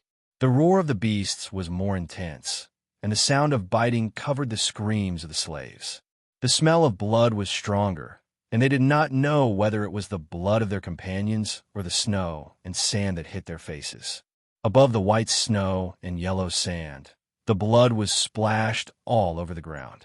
Looking carefully, it was the lower-level slaves who made the move. The higher-level slaves did not make a move. They either just protected the slave owners or watched from the sidelines, like watching a play. Their masters, the two big slave owners, were sitting on their respective riding beasts. They were also in a good mood, holding the thin, handicraft-like colored pottery with strange patterns, tasting the fruit wine inside. It seemed that everything that happened around them was an appetizer. The more intense it was, the more they were in the mood to taste the wine. The bloody scene was just a factor to liven things up. On the side of Baishur City, a fighting beast that had been released shook the mane on the side of its neck, raised its front paws, and attacked with a condescending, oppressive momentum. In its blood-stained mouth, two sword-like fangs bit toward a slave in the team of Liye City. The slave of Liye City, on the other hand, held the rope of his own fighting beast with one hand and clenched his spear with the other hand. He rushed toward the other side, almost trying his best to stab, but it was picked up by the other side with a spear. Looking at the two big fangs getting closer and closer, the slave who was leading the fighting beast thought he would be bitten to death. But the next moment, he found that the Baishur's side jumped up and attacked with an oppressive momentum. The shadow swept down from the air and stepped on the head of the beast's paw on the ground. Its big mouth did not bite anyone, but it shoveled a mouthful of sand and snow. The slave who was about to be bitten to death was directly knocked away. This was not the end. Without waiting for the fighting beast to have any other reaction, it was lifted up by the whole thing, along with the 5 slaves who were holding it. Cha-Cha had been observing from the sky. After observing for a while, he felt an itch in his claws. Taking advantage of the fact that the arrows and spears on both sides were almost used up, he quickly rushed over and clawed at them. The weight of the fighting beast did not exceed Cha-Cha's maximum bearing range. Although there were still 5 people, Cha-Cha did not intend to carry them all the time. After catching the beast, he threw both the people and the beast towards the Liya City King's riding beast. He threw them towards the huge riding beast's mouth. The confrontation between the 2 teams did not target the kings of the 2 sides, and no other attackers attacked the mounts of the kings. This seemed to be a tacit understanding. The contest between the kings would be held in the beast's city, not in this desolate place where no one could witness it. At the moment, even if the huge riding beast was itching to watch the battle over there, it could only vent a few roars and could not bite the people and beasts of the other side. However, the Liya City King's riding beast did not expect that the eagle could bring him such benefits. The king's riding beasts on both sides would not easily join the battle circle. But for the prey that was sent to their mouths, how could they not bite? A moment ago, the fighting beast wanted to bite the slaves to death, but in the next moment, it became the food of this bigger riding beast. Because of Cha-Cha's disturbance, the several fighting beasts on the Baishur side obviously had some scruples. When attacking, they were distracted and looked at the sky, but this also led to their attack not being concentrated. Several fighting beasts on the Liya City side scratched and bitten more wounds. One of them was bitten on the neck, and a lot of blood splashed out. It seemed that they could not hold on to the beast city. Even if they could not fight in their best state and would be disposed of. The outer battle between the 2 sides continued, and the teams did not stop. The kings on both sides were still in the mood to open the curtains and smile and greet each other from dozens of meters away. Xiao Xian once again picked up the arrows that were shot over. After a few arrows were thrown back, he looked at the other side and saw the people standing on the king's riding beast. The Whitestone City's riding beast was a ferocious beast that Xiao Xian had never seen before. Its body was not covered with ordinary scales, but more like pieces of stone. It had a thick and short tail with a large round ball. When it swung its tail, it was like a heavy hammer hitting the ground, causing snow and sand to fly into the air. On the riding beast, in addition to the king's palanquin, there were 3 people standing. Xiao Xian did not think that they were slave owners, but more like slaves guarding the king. And one of them had been staring at Xiao Xian's side. Xiao Xian looked back. It was a middle-aged man who looked very friendly. Unlike the other slaves who guarded the slave owners, he looked more peaceful. Seeing Xiao Xian look over, the other side also smiled at him like a kind elder. In the eyes of others, it might be a very kind and friendly smile, but Xiao Xian felt that this smile was full of killing intent. Dao Yu. Xiao Xian had never seen Dao Yu, but at this moment, he was inexplicably sure that this person was the one he was looking for. To be able to stand on a riding beast, his status was not ordinary. The other side glanced at Xiao Xian, Lei, and Tuo, and then no longer stared at them. Instead, he looked at other places, as if enjoying the scenery here. The riding beasts went in different directions, taking the team forward. The Baishur people almost rubbed the tail of the Liya team. After the collision, the 2 teams gradually separated and went away. The place where they had just crossed was only left with a wreckage. Some of the bodies were left there, and some were taken away to be fed to the beasts. Arrows and broken spears were inserted in the blood-stained ground, and it did not take long for a layer of white frost to form. When the team was far away, leaving only a vague shadow, the scavengers in the desert came out from all over the place. Birds, beasts, insects, and so on, all came to enjoy the meal. If another night passed, the broken limbs and wreckage here would be eaten clean. The wind covered the ground with snow, and there was no sign of a battle. Over there, Xiao Xian checked the camel to make sure that the mud was not injured before he turned over and rode on it. Lei and Tuo's situation was also good. Lei's camel was only grazed by an arrow and not shot. However, compared to Tuo and Xiao Xian, he was still a little worse. What happened? With your ability, you shouldn't have missed this arrow. Tuo asked. Lei rode on the camel and drank water from the kettle. His line of sight was taken back from the direction of the Baisher team.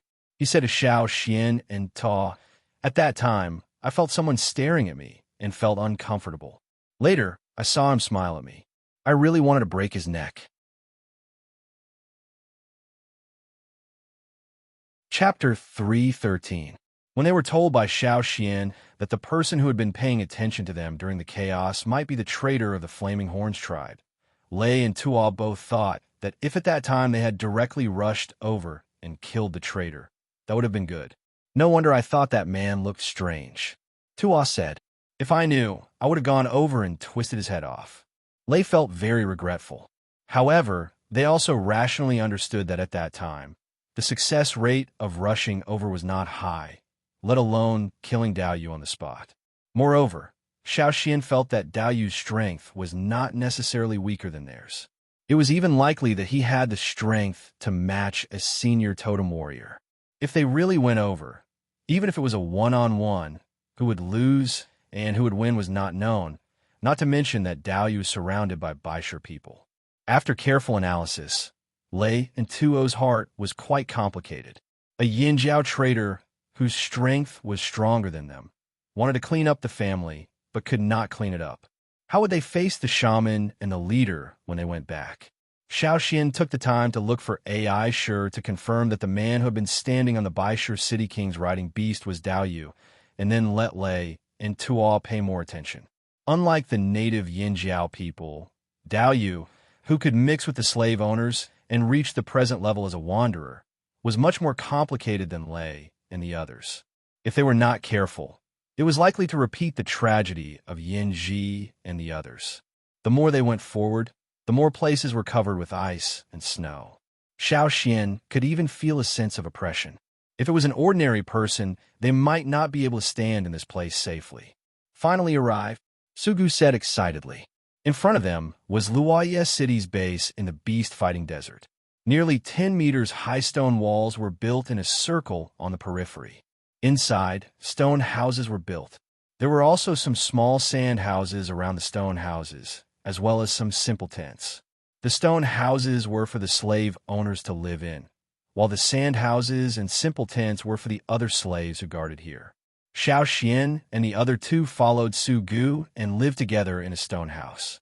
The 10 slaves that Su Gu enslaved were also brought in to serve Su Gu.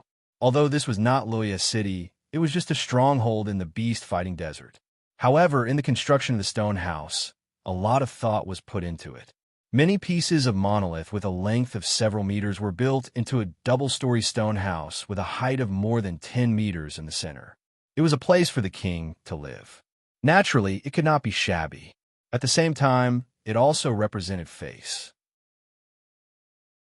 If people in other cities saw that the king of Lia City lived in an ordinary stone house with a height of 3 or 4 meters, he would be laughed at. Sugu originally circled an open space around the stone house to let Cha-Cha rest here. Unfortunately, after entering this cold place, Cha-Cha's spirit was too high. It not only liked the weather, but also the atmosphere, tension, blood, and various beasts. Every time it disappeared and reappeared, there would always be some injuries on its body, but its spirit was very good. Seeing it play so happily, Xiao Xian also let it be. As the people of the Hui tribe said, the growth of the giant mountain eagle should be accompanied by all kinds of challenges. Xiao Xian was relieved that Cha-Cha had another reason. It had a lot of thoughts and knew how to weigh the pros and cons. If it could not win, it would run away and not die. Xiao Xian and the other two's room was not far from Sugu's. Because of the power of slavery, Sugu trusted Xiao Xian quite a bit. As for how much of this trust was sincere, it was not certain. But at present, the cooperation between the two sides was smooth. "What do you think?" Sugu asked Xiao Xian and the other two. "Not bad," Xiao Xian said. Perhaps some people were not used to such a cold, but that did not include the native Yinjiao people. Sugu looked at Xiao Xian and the other two, and determined that the three people really did not care about such a cold. Their condition was also good, so he happily said, "That's just right. Let's go out for a walk. I haven't been here for several years. I almost forgot what the Bee City looks like. I don't know how much has changed inside." For the memory of the Bee City, Sugu's deepest impression was that it was full of primitive, violent, and bloody scenes where power determined everything. His heart was hot when he heard that he could go to the slave owner's Beast City. Xiao Xian and the other two were also very excited. Seeing Lei and Tuo looking at him expectantly, Xiao Xian nodded. "Then thank you, third young master." Xiao Xian knew that with the identity of a tribal person, he could not enter the city. He still had to borrow Su Gu's identity. The Luoye king was not strict about Su Gu's whereabouts. In other words, he was more willing to see Su Gu contact the young masters of other cities, which was also a kind of interpersonal relationship and communication. With a few slaves, as well as a few high-level slave guards sent by the Lia king, Su Gu rode a domesticated beast and went to the Bee City. In a world of slave owners, identity was a very important symbol. If they were slaves, they would be regarded as dust. Even some of the lower status slave owners would not necessarily get much attention. For his partners, Su Gu still took care of them. He gave Xiao Xian and the other two a riding beast to ride. Here, camels were inconvenient, so they could only use fighting beasts. In any case, this also told others that these three people were not slaves. The Bee City was not far from the stronghold of Luoye City. After their identity was verified at the city gate, the guards outside the walls of the Bee City did not pay much attention. "Who are the guards in the city?" Xiao Xian asked. "Most of them are people from the three cities of Rock Tomb, Fire Hill, and Snowfield. These are the three major cities in the desert, and the Bee City was also built by them." Sugu said. Xiao Xian had long learned about the three authoritative cities in this desert from the information provided by Sugu. The surrounding atmosphere was already a lot more complicated. Xiao Xian did not ask more, and paid attention to the surrounding situation. In the middle of the city, there was a high field like a giant beast entrenched there. It was also the symbol of the city, the Colosseum. However, that place would only be opened when the kings of each city were involved. The other slave owners would not open it for small fights. There was a bloody smell in the air. Some are fresh blood, while some are more old. Perhaps this was the smell of the city. Taking a deep breath, Su Gu sighed. "It's really nostalgic." At this moment, several figures rushed past Xiao Xian's group, and the slaves on the edge were almost kicked. Xiao Xian noticed that those people were riding a kind of gerbil that was taller than a person. They moved forward quickly, but he did not know which city they were from. "Quick! The people of Rock Tomb and Fire Hill are fighting." Some of those people shouted. "Wait, I'll go too." There were people following behind. Sugu was still angry because of the behavior of those people. When he heard this, he immediately threw away his anger. Let's go and see." Sugu looked forward to it. Chapter 314.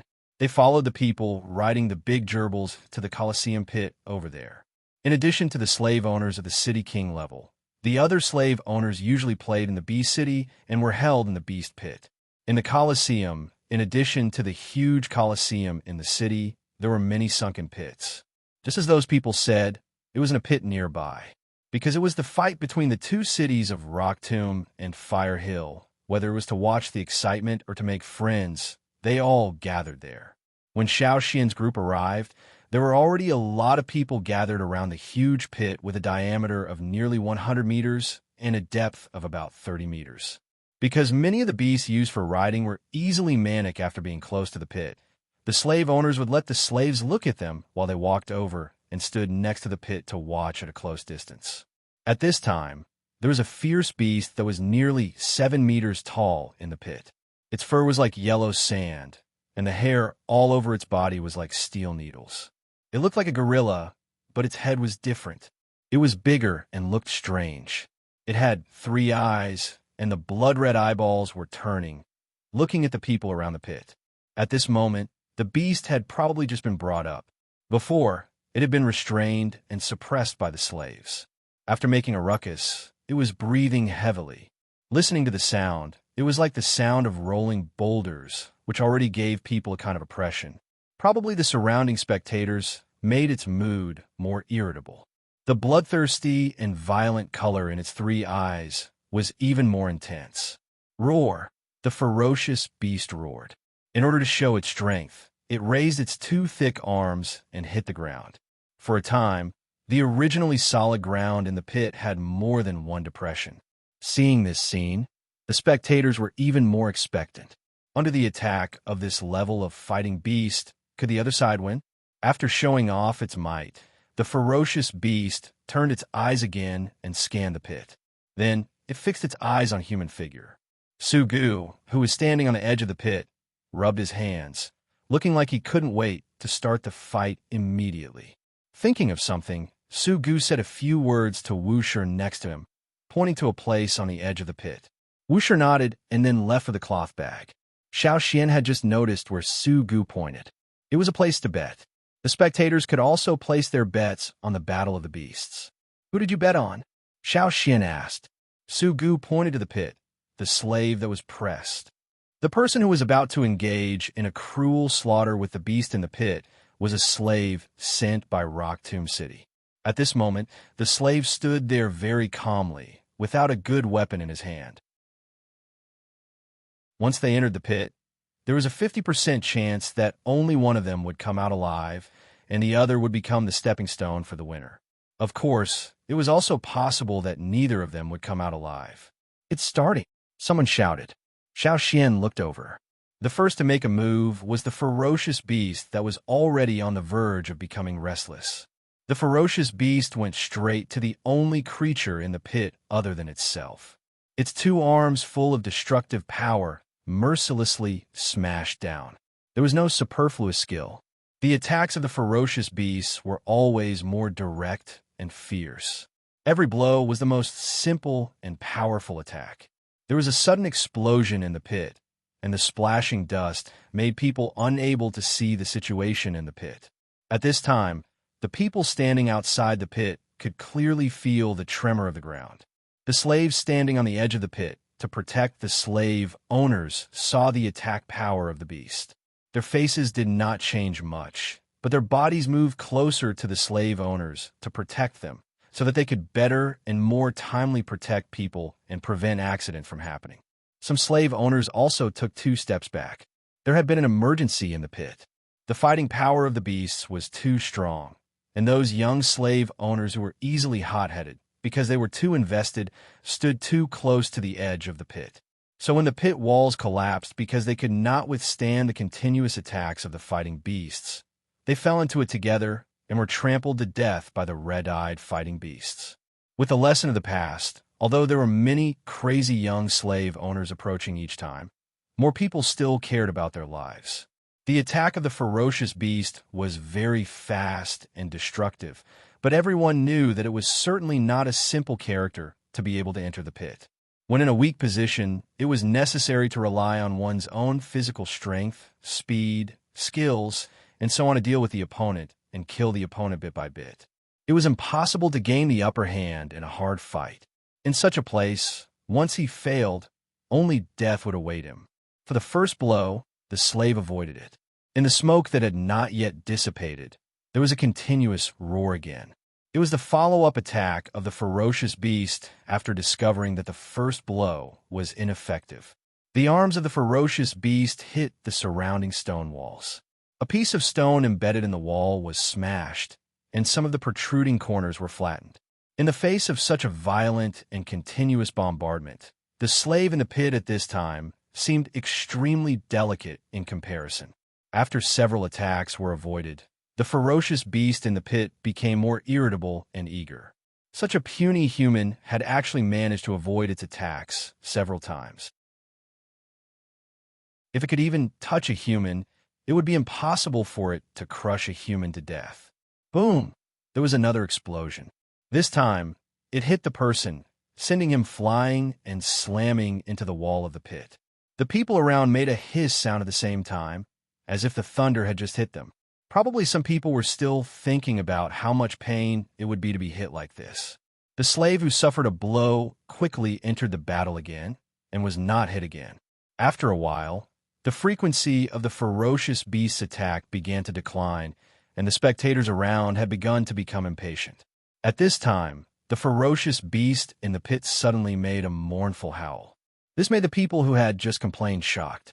In the pit, one of the eyes of the huge, ferocious beast was spurting out blood, and its two hind legs angrily stomped on the ground. However, such brute force could not be used on the opponent, because the slave's evasion was too fast. Some people who had already bet, their faces began to change. Some looked dignified, while others, such as Sugu, were surprised and happy. "We're going to win," Sugu said. In the pit, the ferocious beast's attack had become disorderly because of the pain and impatience. The slave also knew that his chance had come. He took a deep breath, and his momentum suddenly soared. The dragon-like meridians on his arms bulged, and some lines appeared on his body. Xiao Xian observed the slave's slave pattern. The slave pattern was similar to the tribe's totem pattern. In the desert cities and different factions had their own unique slave patterns, which were made by the slave owners themselves. When he saw the slave pattern, Xiao Xian's eyelids jumped. He had seen this slave pattern before, but it was still very early. When he first met Yin Shua, he saw such a pattern. It turned out that those were the people of Rock Tomb City. He just didn't know what role Shishu played in it. Looking around, Xiao Xian did not find the slave owner. Good. Kill it. Hey, kill. The young slave owners around were in high spirits. They liked to find fun in such a bloody situation. The bloodthirsty atmosphere and the sound of fighting made them all burst into excited shouts. Another mournful howl rang out. The ferocious beast was hit hard again. It felt a strong threat, and the remaining two big lantern-like eyeballs turned from violent to frightened. Bang! Bang! Bang! The sound of the bombardment burst out in the pit one after another. Countless sand and soil were shaken, and even the stones on the pit walls were knocked down. The scattered smoke and dust covered the battlefield in the pit for a while, making it difficult to see the situation inside. However, the increasingly strong smell of blood and the constant roar of the ferocious beast stimulated the young slave owners around the pit. "Boring," Lei said. Lei's voice was not loud. In the excited cheers and roars around him, it could not even lift a wave. When they hunted, it was always a quick battle. They never drag it out like this. As a frequent hunter, Lei could naturally see that there was a deliberate delay in a performance attack. The excitement of the slave owners in the pit was not something he could adapt to. He enjoyed the fight with the ferocious beast, but not in such a form. However, this was Bee City. The breath of life in the pit was disappearing. The original strong sense of existence slowly weakened until it came to an end. Win-win. Sugu raised his arms and shouted, his face flushed with excitement. Some of the spectators around the pit were angry, their mouths complaining that they had lost the bet. Some jumped excitedly, like Sugu, because they had won the bet. "Let's go and take our bets. See what we can win, by the way." Sugu excitedly took people to the place where the bet was. There, many slave owners who had won the bet had gathered. Their way of betting was relatively special. Even if they won, after taking back the bet, what they won may not be a good thing. It depended on luck. Chapter 315. This group of young slave owners' way of betting was relatively unconventional. The loser's bet could no longer be recovered, while the winner would recover their own bet and then recover the spoils of war, which was the loser's bet. However, it was not the kind of spoils they wanted that could be obtained smoothly. When Xiao Xian followed Sugu, he saw that in the place where the previous bet was placed, there were several rows of wooden boxes of the same size. These boxes contained the things that the people who lost the bet on. The people who won the bet, according to the value of the bet, would then choose from the order of the auction. As for what kind of things they could choose, it was not something they could predict. There were many young slave owners who put some alternative things in their bets. They did not seek wealth. What they pursued was just excitement and fun. I don't know what kind of thing I can choose later. I hope it's more valuable. Sugu said. He looked at the ranking of his bet. He was ranked 17th, not behind. After recovering his bet, Sugu stared at the choices of the people in front of him. Although they were not so persistent in their pursuit of wealth, they could choose a more valuable item and be in the limelight, which would be cool. As Sugu, who had been away from Beast City for so many years, had no fame in the circle of the younger generation of slave owners. He was not a person from the three major cities, so his sense of existence was even lower. If he could pick a good one, he might be able to brush up his sense of existence. The young slave owner of Rock Tomb City, Yin Hui, who had just won the beast battle, was sitting next to him, smiling as he looked at the people who came to pick the spoils of war. He was probably in a good mood after winning a game. If the value of the things in the box chosen by the people in front of him was not high, he would comfort them with a few words. The loser of the beast battle, the young slave owner of Fire Hill City, Di Sheng, was sitting on the other side with a cold face, looking unapproachable. These boxes were personally placed by the two, and the others did not know what was in each box. Xiao Xian also saw a little slave owner in his early teens pick another box. When he opened it, he could see what was inside. It looked like sand, but in fact it was the egg of shrimp that lived in the desert around Red Star City. That kind of prawn had a very short lifespan. They would only hatch and grow when there was plenty of rain. When there was less rain and the spring dried up, they would lay eggs and die, leaving behind some prawn eggs that looked similar to sand. Those shrimp eggs were the wager of a slave owner of Red Star City. If other people had chosen such a trophy, they might not have been happy. But now, the one who picked it was a child in his early teens. He was very satisfied with this kind of food trophy. Yin Hui and the child exchanged a few words. The child, who was holding a box of shrimp eggs, was so excited that his face turned red. It was probably his first time here, and it was also his first time coming into contact with people from the three big cities. Sugu did not pay much attention to that side. He was a little nervous. Xiao Xian, what do you think I will pick? Sugu asked. How would I know? What do you want? Xiao Xian asked. Of course it's the best. Sugu was even more excited and nervous. Xiao Xian looked and said, I don't know what is the best.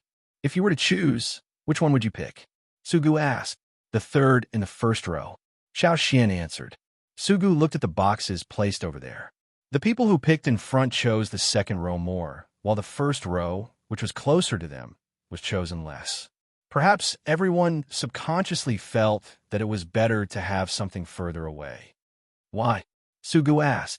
Intuition. Although he said so, in fact, Xiao Xian looked at it with a special vision. He could not see what was inside the box, but he could see that the box emitted the brightest light. Xiao Xian did not explain much, and Sugu did not have time to ask again. The other side had already called his name. Luoya City's Sugu. Hey, you're here. Sugu walked a few steps over. For Sugu's unfamiliar face, many of the slave owners around did not care. Moreover, Luoya City was not a powerful city in this vast desert. However, the deeds of this Luoya City king were known by many people, and it was a topic of idle chat after dinner. As for the other people in Luoya City, no one cared. Sugu walked over in the crowd's eyes. He seemed to be nearby, pointing to the third wooden box in the first row, which was what Xiao Xian had just told him. Sitting on the side, Yin Hui of Rock Tomb City straightened up. Di Sheng of Fire Hill City, who was originally cold, had a slightly better expression now. For him, being chosen by the people of Luoya City was better than being chosen by other people of Rock Hill City or other people who were not pleasing to the eye. Seeing Di Sheng get up and personally open the box, Sugu's heart jumped. He had a guess in his heart. Could it be the other people around also thought of it? Their voices were a lot smaller as they stared over there. That's right. What was in that box was the bet that Di Sheng put on himself. Di Sheng opened the box, and the crowd only saw a red light flashing in front of their eyes. Inside the box, there was a fist-sized red, translucent gem. As Di Sheng picked up the gem, the red light was even brighter. Moreover, the people around also felt a wave of heat sweeping through. This is the famous Fire Hill Stone of Fire Hill City. Someone exclaimed. The Fire Hill Stone was produced in the desert around Fire Hill City. The stone was transparent and attracted a lot of people. At the same time, if you injected power into it, the stone would heat up. The more energy injected, the higher the temperature of the stone. It could even easily burn firewood. In Fire Hill City, the Fire Hill Stone was a symbol of power, beautiful and noble. People in other cities who wanted to buy the Fire Hill Stone may not be successful. Unexpectedly, a small slave owner of Loya City could easily get such a big piece. Xiao Xian looked at Su Gu, who was being talked about by the crowd, and thought, that guy is probably going crazy with joy. How big was the practical value of that gem? For the Yin Jiao people, it was just like that. If it was bigger, it could be used as a weapon, but it was only the size of a fist. It could only be used as an ornament. Perhaps it could be used to warm up in the winter and light a fire when there was no fire. However, what Su Gu valued was its symbolic meaning, as well as the influence of this stone among the slave owners. From this moment on, the name of Luoyes City's Su Gu had been remembered by more people. They would definitely mention it when chatting. When Su Gu came back, he smiled particularly proudly. Some people wanted to fight with Su Gu. Unfortunately, Su Gu tightly guarded the stone, saying that even if they fought, he would not take out the gem. The other party then left.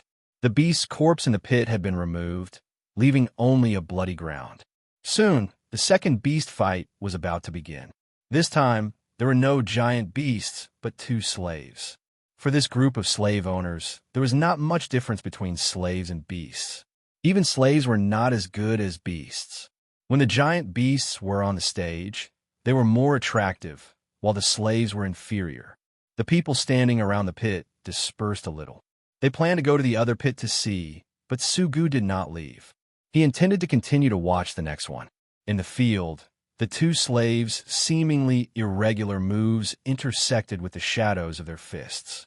Then, a rapid sound of fracture sounded. One of the slaves was hit and flew. His body rolled in the air and hit the stone wall in the pit. After the collision, a lot of blood spurted out from his mouth.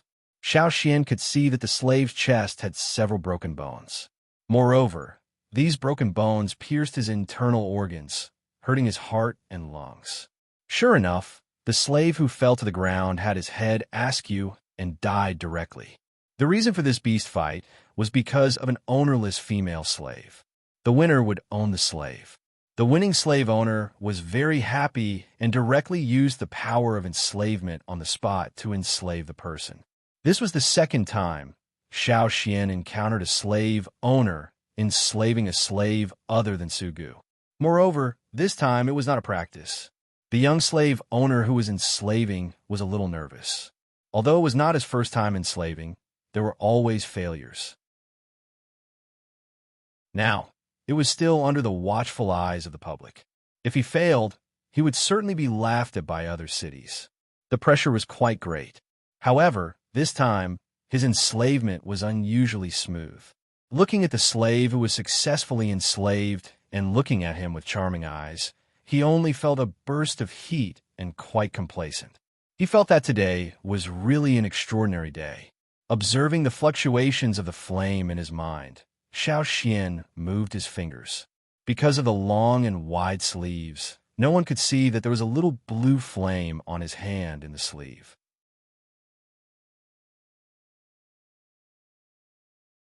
Chapter 3:16. Even if the more sensitive people around could detect it, the flame in Xiao Xian's hand disappeared immediately after it appeared. They simply could not find the source of this energy fluctuation. They only thought that the other slave owners were itchy and did not care. Xiao Xian then followed Su Gu to other Colosseum pits to watch several Colosseum fights. There were people fighting and beasts fighting, but most of the time, it was the slaves fighting in the pit. Every year in the Colosseum, some slaves would be buried, but some would also become slaves. For the slaves, the trip to the Colosseum was a good opportunity. Just like last year's Dao Yu, his brilliant battle in the center of the Colosseum greatly improved his status among the Baishur slaves. After Su Gu made several bets, he won and lost. If he won, he would let Xiao Xian help him pick a box, which made him fiercely in the limelight. However, Sugu was not too stupid. He knew that he could not go overboard. Several of them were his own choices. Although the things were a bit worse, it could reduce some people's doubts, so it was worth it. What's more, his harvest today was far beyond his expectations. Xiao Xian helped, so Sugu naturally took more care of the Yin Jiao trio. He also informed Xiao Xian of the news he had heard in the slave owner's circle. After returning to the camp, Xiao Xian went into the house to rest for a while. He then said to Lei and To, "Do me a favor and watch outside the door. I have something to do." Okay. Lei and Tuo did not ask Xiao Xian what he wanted to do. Usually, when Xiao Xian was recording things, they would also guard outside the door. Some things were not good to be seen by the slave owners. Therefore, at this time, when they heard Xiao Xian say that he had something to do, they did not think of anything else. The two men went out to get some fresh air and talk about what they saw today. If someone came to find Xiao Xian, they would report it.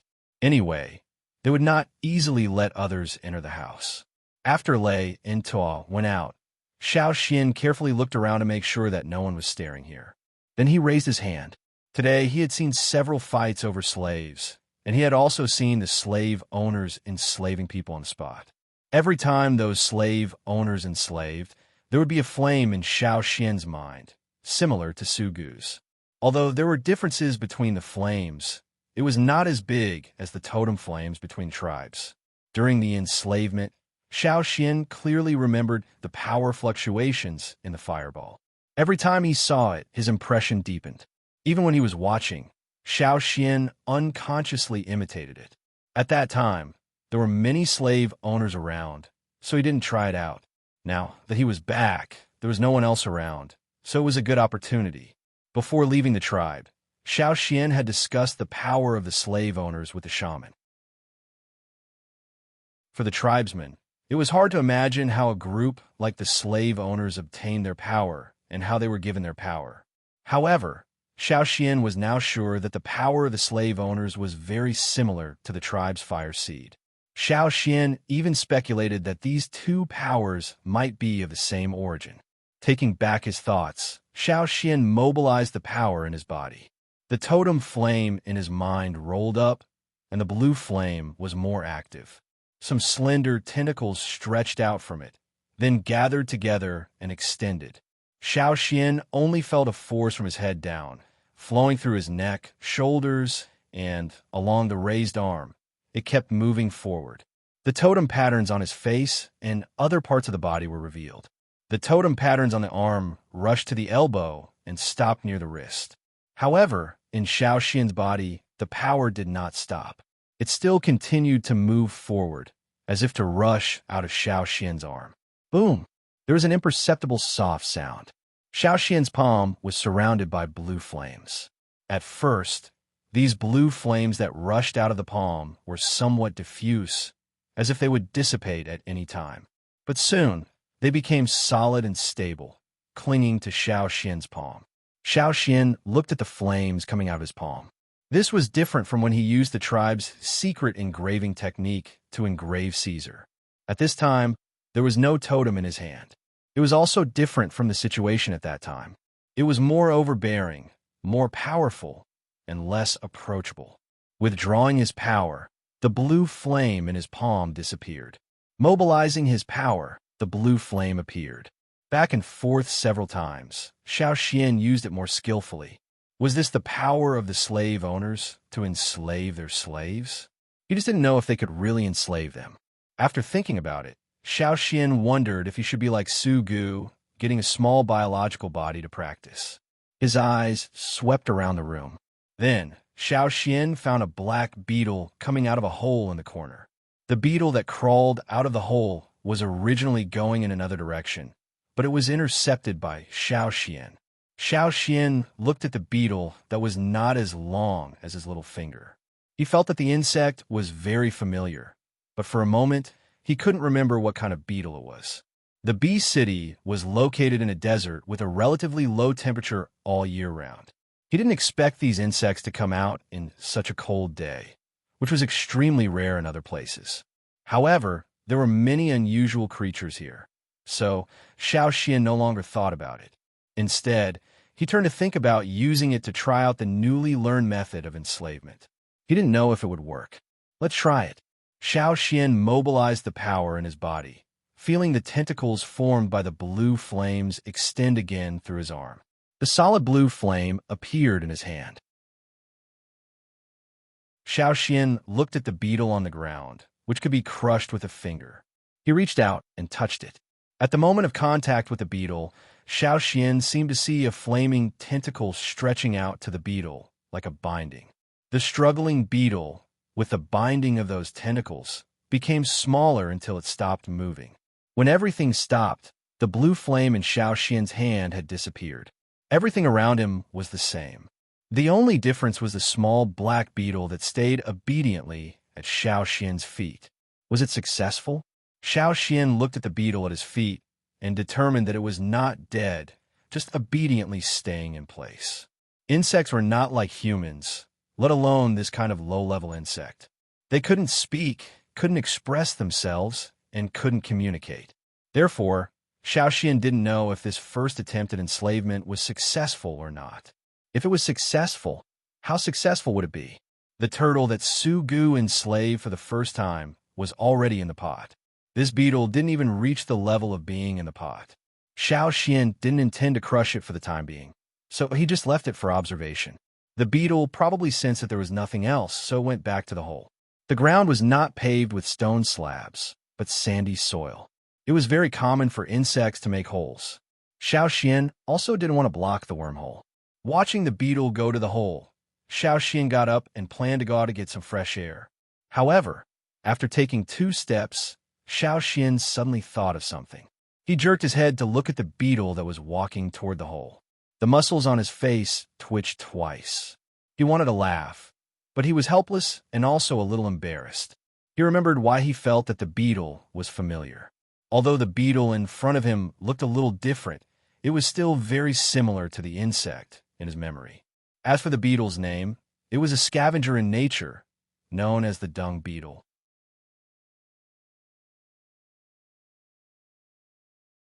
Chapter 317. Xiao Xian did not tell others that he had enslaved a bug, and the wormhole in the corner of the house was not sealed. Originally, he intended to destroy it once the enslavement was successful, but Xiao Xian changed his mind and left the bug alone. However, the bug would appear once a day. Even one day, it pushed a dung ball to Xiao Xian's feet. Xiao Xian thought at that time, should he kill this bug, or should he kill it? Probably aware of Xiao Xian's mood, the bug kicked its legs again and pushed the dung ball back into the hole. Since then, it did not push the dung ball out of the hole again, saving the bug's life. Every day, looking at the guy who pushed the dung ball in front of him, Xiao Xian almost trampled it to death. Fortunately, the bug did not run around the house after that. Except for coming out every day, it did not appear in the house again. Several times, Xiao Xian saw it in the place where the camels were tied. At first, the bug was not conspicuous. In the bee city, there were many bugs that came out in the cold. These bugs were more resistant to the cold than their counterparts in other places. They were often seen in the places where the animals were kept.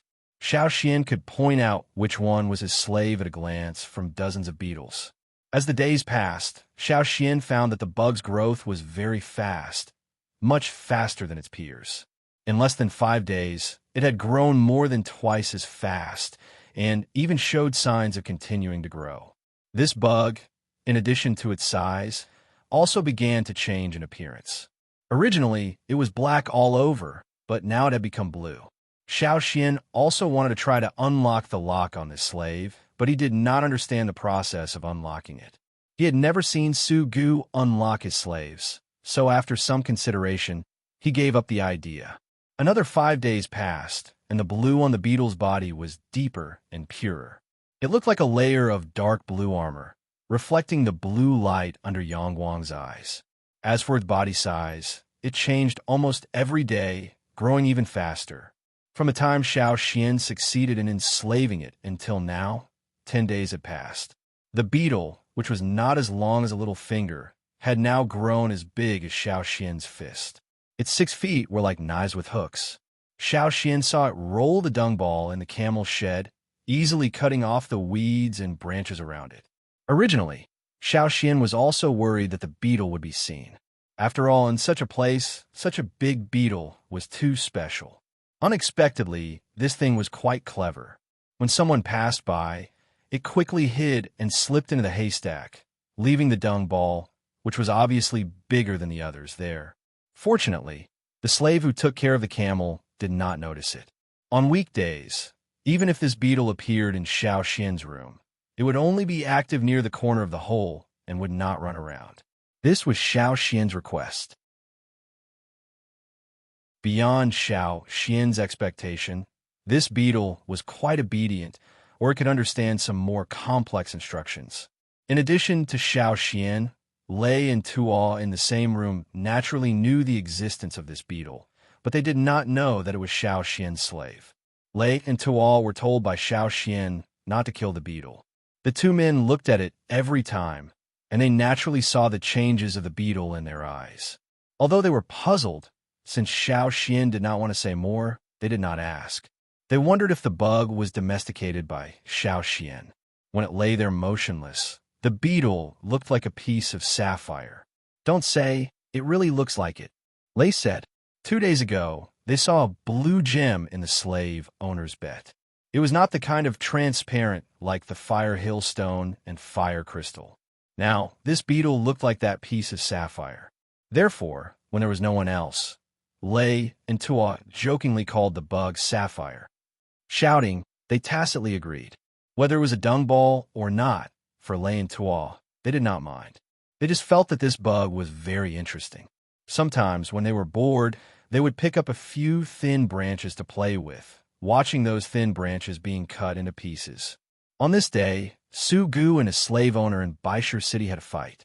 Xiao Xian's group also followed to watch. In recent days, Su Gu and several slave owners in Baishu City had a fight. There were wins and losses. Yesterday, he won a desert specialty and rare healing herb. After Su Gu brought it back, he gave it to Xiao Xian. Xiao Xian helped him a lot when he challenged the loot. Therefore, when Su Gu won something, he would also give a little to Xiao Xian. Xiao Xian carried a little of that medicine with him, but not all of it.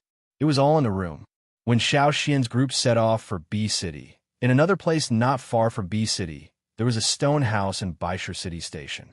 The doors and windows were closed, and only a few small stones gave off a faint light. There was a strange smell in the room, but the 3 people inside did not care. "How is it?" On the side, a young man wearing a lot of gem ornaments asked. Next to a piece of animal skin, another young man was sitting cross-legged. This person's neck had a string of bone ornaments carved into various skulls, and his eyebrows had a gloomy color. When he heard the question of the person next to him, his expression slightly relaxed. "Young master, rest assured." As he spoke, he raised his hand to open a jar made of animal shells and release the things inside. He saw a head of soybean-sized ants crawling out of the jar. There were a total of 9 of them, all brown and black. After a few ants came out, they entered from a cave in the house one by one, and soon disappeared. Seeing this, the young master sat down. Su Gu should have gone to B City to fight it this time. He is certainly not in the house. I just don't know what expression he will have when he comes back and finds that the Fire Hill Stone is missing. Ha! Because Su Gu won a piece of Fire Hill Stone from Disheng of Fire Hill City, he was known by many people. In addition, during this time, he constantly brushed his presence. In the circle of young slave owners, the number of times Su Gu was mentioned was also more. This also made many people unhappy, including the slave owners of Baishu City who had a grudge with Su Gu. Unfortunately, Su Gu did not take out that piece of Fire Hill Stone for the gambling fight.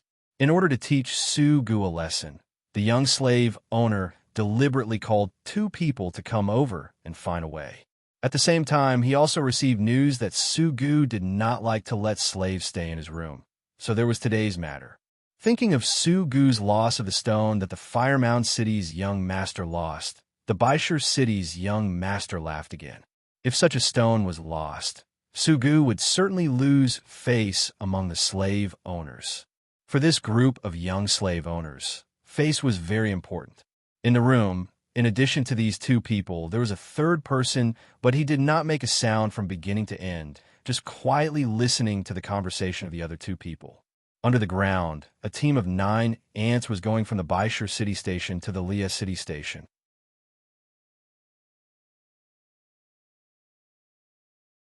Chapter 3:18. Deep underground, there were many caves which were dug by various insects.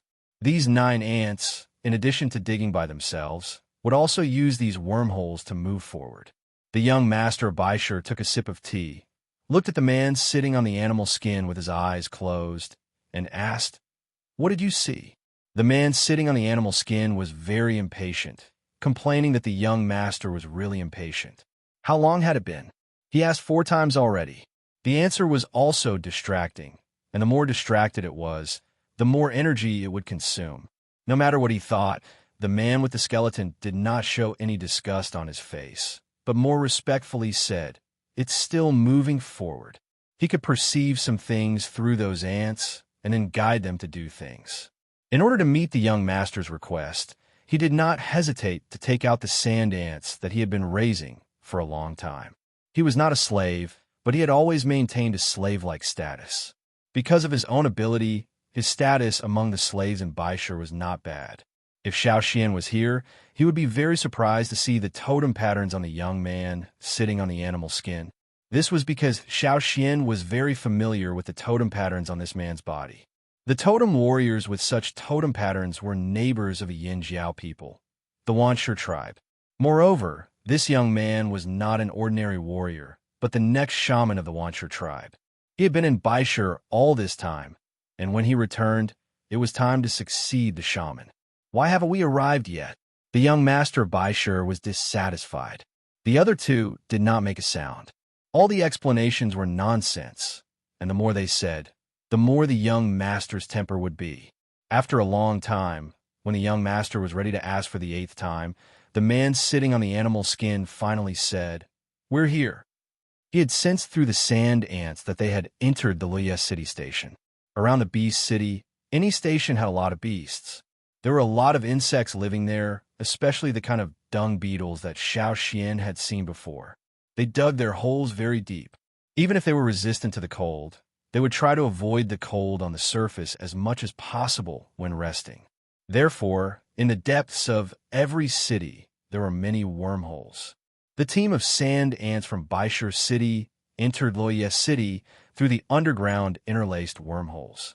After advancing for a while, they went out of the hole to explore, determined the direction of the smell, and continued in that direction. These sand ants were raised with herbs and were particularly sensitive to the smell of herbs. At this moment, they were looking for the herbs that Su Gu won a few days ago. On that day, Su Gu's victory, as well as the spoils he won, were all planned. The role of the herb was nothing more than a positioning tool used by the people of Baishur City. However, those people did not expect that Su Gu would give the winnings to Xiaoxian. Therefore, this group of sand ants finally found Xiaoxian's room by following the smell. They entered the room through the hole of the sapphire collector. They followed the scent and continued forward, but they did not sense the Fire Hill stone. In Whitestone City, the person sitting cross-legged on the animal skin looked puzzled. "What's wrong?" Baishur's young lord asked. "We don't have any Fire Hill stones," the person said. "How could there not be? Did Su Gu go out with the Fire Hill stones?" "No, not necessarily. Your ants may have found the wrong place. Keep looking for me." The Baishur's young lord roared. No matter how angry his heart was, the person's face still maintained respect. Yes. In the Luya city station, inside Xiaoxian's house, the 9 sand ants circled around the house, intending to return to the same way. However, they found that the hole they came in from had been blocked. There was a beetle that was bigger than them. With a task on hand, the team of sand ants immediately showed their killing intent. They wanted to fight, but soon they found that the opponent was too strong. In a face-to-face encounter, the head and torso of the sand ant in the front had been cut off and separated. In Whitestone City, the person sitting on the animal skin had an ugly expression. "What's wrong?" The Baishur's young lord asked. Seeing that the other person did not answer, he got up from the chair, stepped forward a few steps, and continued to ask, "Tell me, what's wrong?" "There is." Poof! The words had not yet been spoken when the person sitting on the animal skin spurted out a mouthful of blood. This time, even the person in the house who had not made a sound could not help but frown. "Dao, what do you think happened to him? What did he encounter?" The Baishur's young lord looked at the person who had not made a sound. Daoyu's eyes flashed with sarcasm. From the wooden box next to him, he took out a medicinal herb, crushed it into mud, and fed it to the person on the animal skin. After swallowing the medicine, the person on the animal skin breathed slowly. He did not bother to say more, nor did he look at the Baishur's young lord. He closed his eyes and continued to do what he had just done. Whether he could see the fire hill stones or not, his carefully fed sand ants must be withdrawn. Immediately after the first one, the second and third sand ants had been completely disconnected from his consciousness, which meant that those sand ants were all dead. He could not continue to drag it on. He must let them escape. If a team could not escape, then they would separate and escape. Every single one of them that managed to escape counted. He could not see exactly what the sand ants had encountered. He could only perceive a vague image from his consciousness. It was not a beetle, but something wrapped in flames that looked like a horn. Seeing the Baishur's young lord's angry face and intending to ask, Daoyu hurriedly said, "Young lord, the situation is different. Do not worry. Wait a moment." "Different? What's different? Didn't you say that you can do it?" The Baishur's young lord lifted his leg and kicked the chair next to him. But now there was no other way. He could only wait. In the Loyes city station, the slaves responsible for cleaning up the animal pen and taking care of the riding beasts and fighting beasts found that today, the insects in the animal pen were particularly few. It was rare to see a shadow of a beetle. Did they encounter a natural enemy? However, the task of these slaves was only to take care of the riding beasts and fighting beasts, not pay attention to the insects. Even if they found that the insects were less today, they did not care and continued their task of cleaning up the animal pen. In a place where people did not know, there was a large-scale chase and interception. Of the 9 sand ants, 4 were left in Xiaoxian's house, while the other 5 fled separately.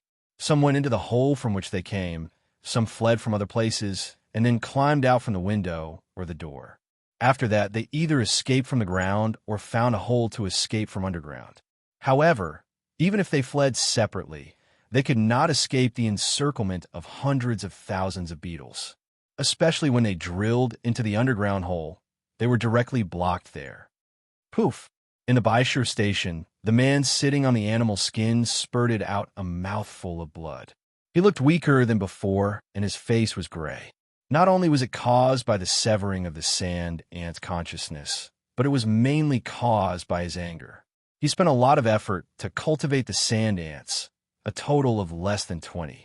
Now, all of a sudden, there were 9 less. It was more painful than cutting his flesh.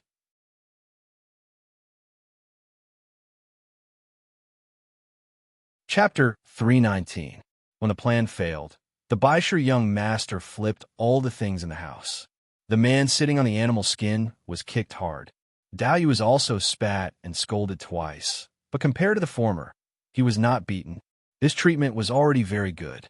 When the young master lost his temper, the man on the animal skin and Daoyu did not speak. One was breathing slowly, the other was meditating, not knowing what to think. When the Baishur city's young master finally calmed down, Daoyu moved the stone stool out from the corner and placed it behind the Baishur city's young master. He advised, "Young master, this time you failed. Next time, you can come again. Why get angry and hurt yourself?" Fortunately, the young master had almost vented his anger. When he heard Daoyu's words, he snorted and sat down with a flick of his sleeve, hatefully staring at the man on the animal skin. Daoyu quickly exchanged a look with the man on the animal skin, signaling him to calm down. After appeasing the young master, he asked the man on the animal skin, "What the hell is going on? I don't know exactly what happened. I only know that the 9 sand ants all died. None of them escaped." When he thought of the feeling just now, the muscles on the man's face twitched, looking a little twisted. It was really distressing. Could it be that the news was leaked? Dao Yu whispered, as if talking to himself. The Baisher young master next to him heard this and denied. No, this is only known to the three of us and the two slaves arranged near Luya City. Those two slaves would never betray me. It's impossible for the news to leak in advance. Since it was not a slave, the three people in the house would not be stupid enough to disclose the news. Then, there must have been an accident. What did you see? Dao Yu asked the man on the animal skin. A fire. There seems to be something in the fire, like a horn. I'm not sure, but I can be sure that those sand ants definitely did not encounter an ordinary desert beast. The man said, perhaps it was something enslaved by a slave owner in Luya City? The Baisher young master asked. No, it's not like a person from Luya City. It was not even like a slave owner. However, the man did not say the latter half of the sentence. If he said it out loud, the young master would be even angrier, and the consequence of that would be him getting beaten up alone. The young master did not have a good impression of the tribe's people. Even the people of the Wanshur tribe were treated as slaves. Looking at the difference in treatment between him and Dao Yu, he knew that he was not as good as a slave. When Dao Yu heard the words fire and horn, his eyelids moved thoughtfully. On the other side, Su Gu's battle today was very smooth. Whether it was fighting slaves or fighting beasts, he won both. He won back two fighting beasts that had not recognized their masters and let people bring them back together. Back at the Luya City station, Su Gu first let people throw the two fighting beasts he won into the animal pen and take good care of them. He then went back to rest. Today, he spent a lot of energy outside and was tired. If there was anything else, he would say it tomorrow. Xiao Xian and the other two also returned to the house. As soon as he entered the house, Xiao Xian felt that something was wrong. He looked around the house and saw that there was nothing out of the ordinary. The tables and stools were still the same as when he left. Even the box containing the herbs had not been touched. However, when he moved his line of sight to the corner, he found that in the corner of the hole, there was a dung ball that was about the size of the hole. As the beetle grew, the hole was getting bigger and bigger, and the dung ball piled up was getting bigger and bigger. Why did you push the dung ball out again? Xiao Xian was puzzled. A few days ago, wasn't the caterpillar very obedient? Why did it push this thing into the house again today? Fortunately, it was only piled up at the hole and not pushed to other places in the house. Aware that Xiao Xian was back, the big beetle also quickly appeared at the hole. It then stood upside down and kicked its hind legs, pushing the big dung ball to Xiao Xian's feet. It was like taking credit. Xiao Xian was still thinking about whether to get the dung and the beetle out when he suddenly saw the strange thing wrapped in the dung ball. Sand ants. Xiao Xian was puzzled. When did this beetle change to eating sand ants? Moreover, he had never seen sand ants that looked like this around. Where did this beetle come from? Studying the dung ball in the house was not a good experience. Xiao Xian used a branch to push the dung ball back into the hole in the corner and said to the beetle, "You can enjoy it yourself." Xiao Xian did not understand the reason for the appearance of several broken sand ant corpses, but his heart raised some vigilance. Even if he was not sure whether the appearance of the sand ants was abnormal, it was always good to be careful. If the owner of these sand ants knew that his beloved had been rolled into a dung ball, he did not know whether he would be angry and spit out blood again. But there was no other way. This beetle did not wrap the corpses, it only knew how to roll the dung ball. Unable to determine the reason for the appearance of the sand ants, and unable to get any information from the beetle, Xiao Xian did not think much about it. Instead, he thought about what he saw today.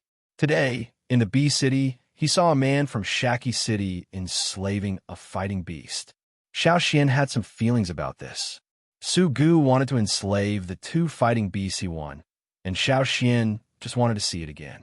He found that there was a difference between the slave owners enslaving people and enslaving beasts. When enslaving beasts, the process was not so complicated. It was just like determining a master-servant relationship. The next day, Su Gu went to the animal pen to enslave the fighting beasts. The fighting beasts he used in the beast city were brought by the team, not enslaved by himself. Now, He wanted to turn the two he won back into his own fighting beasts. In this way, when he went to the beast city to fight again, he could more openly say that they were his fighting beasts. Xiao Xian also followed him to the place where the two fighting beasts were kept. In other people's eyes, Su Gu was doing a favor by inviting Xiao Xian to watch. In fact, Su Gu wanted to borrow Xiao Xian's ability. He knew that when Xiao Xian was there, his enslavement would be particularly smooth. The two beasts, one a lizard and one a scorpion, were nearly 2 meters high when they lay on the ground. Su Gu intended to enslave the first lizard beast, which was a little easier. In the animal pen, the two beasts that had not recognized their masters saw someone approaching and showed a vigilant posture. The more aggressive scorpion raised its scorpion tail and bent it forward, facing the direction of the person who came. It seemed to be ready to sting with a poisonous sting. Its two big pincers were also active, demonstrating to the person who came. Su Gu entered under the escort of the slaves. There were slaves who specialized in taking care of the fighting beasts. Those who could take care of them here must have some strength. Su Gu's enslavement required the help of these slaves. He let the people control the lizard. After determining that there was no problem, Su Gu approached, then reached out and began to enslave it. Xiao Xian felt the changes in it. This was indeed much simpler than Su Gu's enslavement. Of course, it was only the process that was simple. It did not mean that it could be easily enslaved. After a while, Su Gu's enslavement was completed, and the fighting beast did not need to be controlled by the slave for the time being. Waving his hand to let the other slaves retreat, Su Gu approached the lizard beast, intending to take a good look at it. He thought that in a few days, he would use it to fight with people. The slaves surrounded Xiao Xian. No one cared about him. The slaves only needed to ensure the safety of their slave owners. As for Xiao Xian, even if he was stung by the scorpion, they would not look at him more. Xiao Xian went to another animal pen and looked at the big scorpion inside. The scorpion was still on guard against Xiao Xian, seeming to be looking for an opportunity to attack. Xiao Xian looked at the scorpion inside, but his mind recalled the change in energy when Su Gu enslaved the lizard. While he was thinking about the simulation in his mind, Xiao Xian's hands, which were covered by his long sleeves, also appeared a little blue fire. Almost at the moment when the blue flame appeared, the scorpion, which was preparing to attack Xiao Xian, immediately retreated a few steps. Its two big pincers also formed a shield in front of it.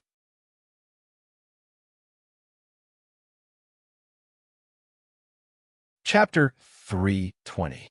Was it afraid? Xiao Xian looked at the scorpion and then looked around. Within 10 steps, there was only one person, Xiao Xian. Su Gu was still more than 20 meters away from here, and the slaves were further away. Because of the distance, Su Gu did not notice the surrounding power fluctuations. The first turtle he enslaved was just an experiment. That turtle was not a fighting beast, so in Su Gu's view, it was just a wrong attempt that was better than a failed product. Now, this was a real success, so naturally, his attitude was different. Su Gu, who was immersed in the joy of enslaving his first real fighting beast, did not pay attention to Xiao Xian. Taking back the flame in his hand, Xiao Xian observed the changes in the scorpion. After a few breaths, the scorpion's two big pincers opened, and the scorpion's tail was ready to attack again. However, compared to the beginning, it was more afraid. It tightly faced Xiao Xian's direction, but did not approach him. Xiao Xian's heart moved. He did not know why, but he remembered what Lang Jie said when he was in the tribe on the other side of the river.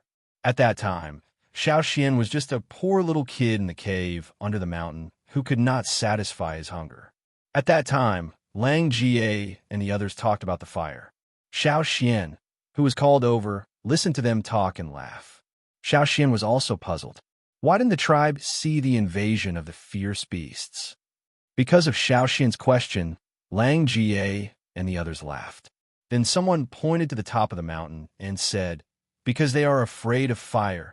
Xiao Xian knew that the fire Lang Jie and the others were talking about referred to the fire of the fire pit.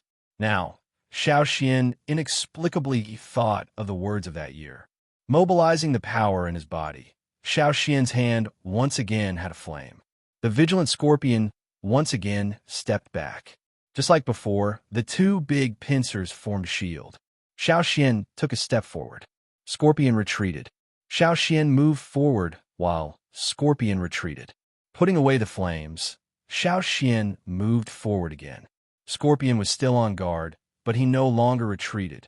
Xiao Xian twisted his fingers.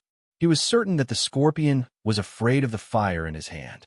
However, when Su Gu enslaved the lizard, why didn't such a situation occur? When Su Gu was enslaved, the blue flame on his hands was also very vigorous. However, these two beasts were at best unhappy and alert, far from reaching the level of fear now. Xiao Xian wanted to try more, but Su Gu intended to leave, so he had to stop. Today, Su Gu had enslaved a fighting beast, so he did not have enough energy to enslave another one. He needed to take a good rest before continuing. On the way back to the house, Xiao Xian asked Su Gu, "Is there a difference between enslaving fighting beasts and enslaving people?" Su Gu was in a very good mood these days. For Xiao Xian's partner's question, he also readily answered. Most of the beasts that have not recognized their masters are much stronger than those low-level slaves. Therefore, when enslaving them, we do not use more complicated methods of enslavement. Instead, we use another kind. Su Gu told Xiao Xian that the main purpose of enslaving the beasts was only to fight the beasts. Therefore, when enslaving them, it would only let those beasts form a master-servant consciousness, making them more obedient. That was all. Their own abilities would not be greatly improved or weakened. For those with stronger executive abilities, but weaker strength, the slave owners, while providing a source of power, also needed more constraints and management. Therefore, the process of enslavement was more complicated. When enslaving the beasts, there were no locks. Xiao Xian still remembered Su Gu telling him about the theory of enslavement and the lock. Yes, but not the kind of enslavement. Generally speaking, when enslaving people, while giving them a source of power, there will be 3 locks. These 3 chains can be seen when the slaves use their abilities. Every time one is removed, it is equivalent to removing an obstacle in their ability to improve their strength. This is the way of enslavement for us slave owners. At this point, Su Gu proudly looked at Xiao Xian. Like other slave owners, they always had a sense of superiority over the tribesmen. Can the tribesmen also enslave slaves? Xiao Xian asked. Of course not. Su Gu thought that Xiao Xian was envious after seeing him enslaving the fighting beasts. He smiled more and more proudly. You tribesmen who believe in totems can't do this. Was it really impossible to do it? Xiao Xian's fingers, which were covered by his sleeve, moved. However, he did not continue with his question, but asked, when you enslaved the turtle, did you also use the method of enslaving the fighting beasts? When he heard Xiao Xian mention the turtle, Su Gu quickly looked around. When he saw no one else, Su Gu was relieved. That was his dark history. Of course, I used the method of enslaving the fighting beasts. Otherwise, do you think I would enslave a food that has no thoughts and no execution like enslaving people? How could I do that kind of stupid thing? Su Gu was somewhat flustered. At that time, he really used the enslavement method to enslave people. Later, the more he thought about it, the more he regretted it. After that, he cooked the turtle in the pot. Anyway, no one knew how he enslaved the turtle. When it was mentioned again, he only needed to deny it. Xiao Xian glanced at Su Gu, non-committal, and no longer made a sound. He thought the beetle again. Before, he did not have a deep understanding of the slave owner's enslavement method. He just tried it. He did not expect that they would use the method of enslaving people to enslave the beetle, not the method of enslaving the fighting beasts. Thinking of the 3 locks that Su Gu said, Xiao Xian returned to the rest house and carefully looked at the beetle. He found that there were not only 3 locks on the beetle, but 5. Xiao Xian did not know why such a situation would occur, or what the extra 2 locks were, but he guessed that it was probably related to the special power in his body. It was as if other tribes could not enslave slaves, but he could. Xiao Xian himself was a special case. As for the unlocking, Xiao Xian saw Su Gu unlocking it. During this time, after observing his more than a dozen slaves, Su Gu chose the two best performing unlocks. Xiao Xian was next to him at that time. Xiao Xian quietly looked at the blue armored beetle at his feet. He would not be like Su Gu, who would destroy this slave. Recalling the changes in the beetle, Xiao Xian wondered if he should try to unlock the lock. However, his understanding of the slave owner's enslavement method was limited. If he rashly made a move, it would cause more uncontrollable trouble. What should he do? To be on the safe side, Xiao Xian still intended to wait and learn more about it before making a move.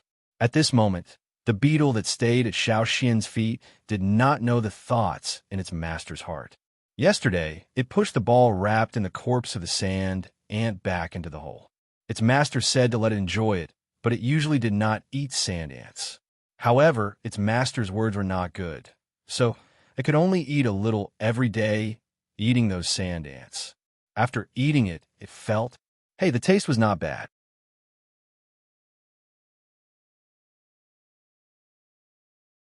Chapter 321. Early the next morning, Su Gu called Xiao Xian, and together they went to the animal pen to enslave another fighting beast. After a night of rest, Su Gu could not wait to enslave the scorpion. After not going to the bee city for 2 days, his heart was itching. However, as long as the scorpion was successfully enslaved today, he could take them to the beast city to gamble tomorrow. The animal pen was still the same as yesterday. There was nothing unusual. Knowing that Su Gu would come today to enslave the fighting beast, the slaves who took care of the animal pen were already waiting there. Xiao Xian looked around. Since coming to this place, he had not seen the Liye City king. It seemed that the whereabouts of each king was always unpredictable. After entering the beast city so many times, Xiao Xian had only seen the small slave owners of each city, but had never seen any king. Perhaps he would have to wait until the day when the Colosseum in the bee city was open to see the true faces of the kings. The movement of the animal pen drew Xiao Xian's attention back. Over there, the slaves had joined forces to restrain the scorpion. In particular, Su Gu's slaves were doing their best to show off. Although their strength was limited, their attitude was enough. They wanted to brush up on Su Gu's good impression and remove the lock on their bodies as soon as possible. When the scorpion was controlled and its tail was tied, Su Gu went up to begin the enslavement. This time, the enslavement took longer than yesterday. Even though the scorpion was already under control, Su Gu still looked exhausted after the end of the enslavement, his head full of sweat. The slaves in the back quickly took a cloth dipped in water to wipe Su Gu's sweat. The other slaves also did their duty, taking care of the young master.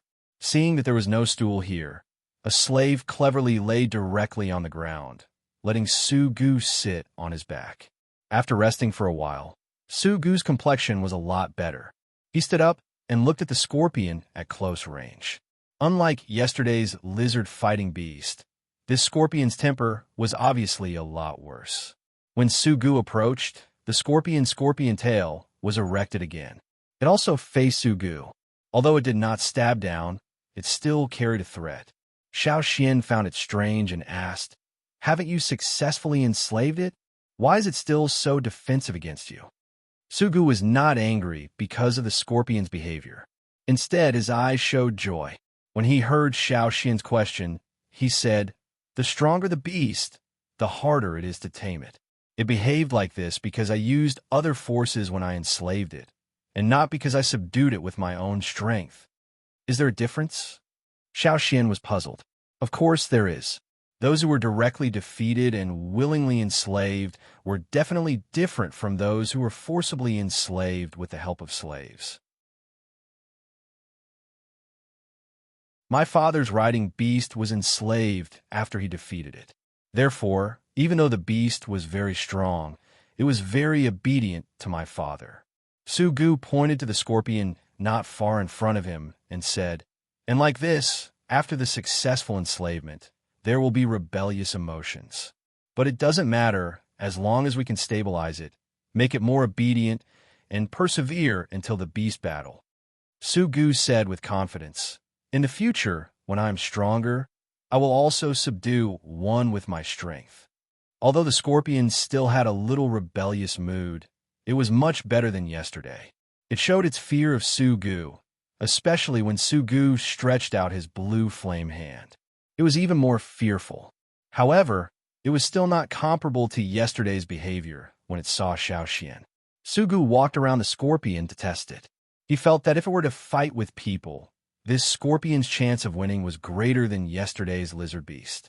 Since he had high hopes for this scorpion, Su Gu was naturally more attentive to its feeding. When he tested the scorpion, he also called the slaves who took care of the animal pen to inquire. Su Gu was surrounded by slaves.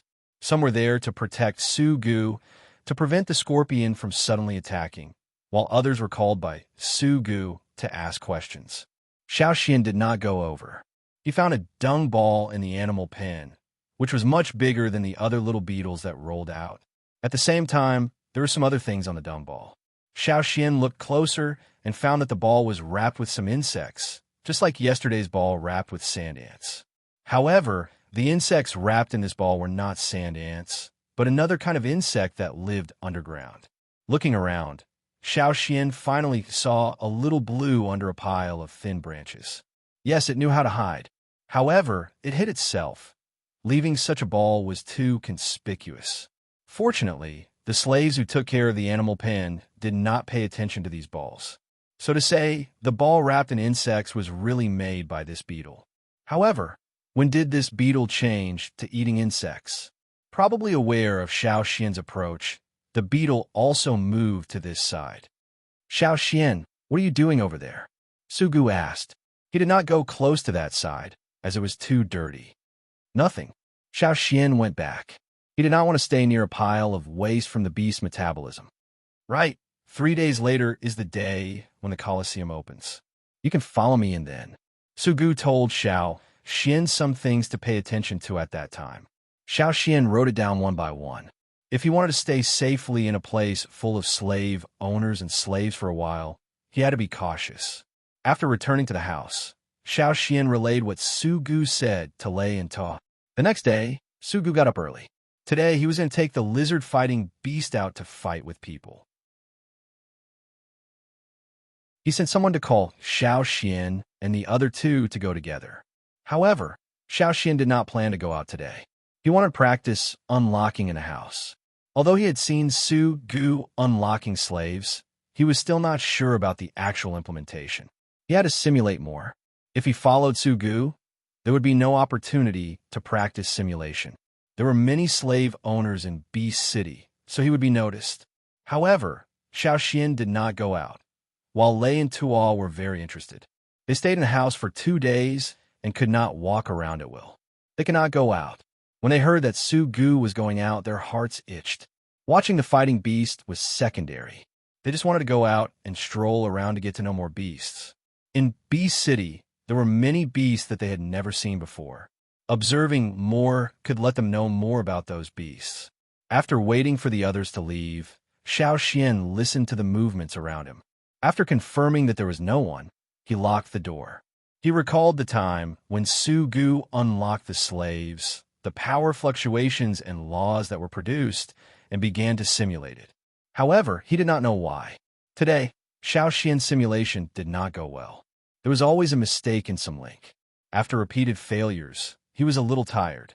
Putting away his power, Xiaoxian sat on the stool, always feeling restless. It was because he could not calm down that he repeatedly made mistakes.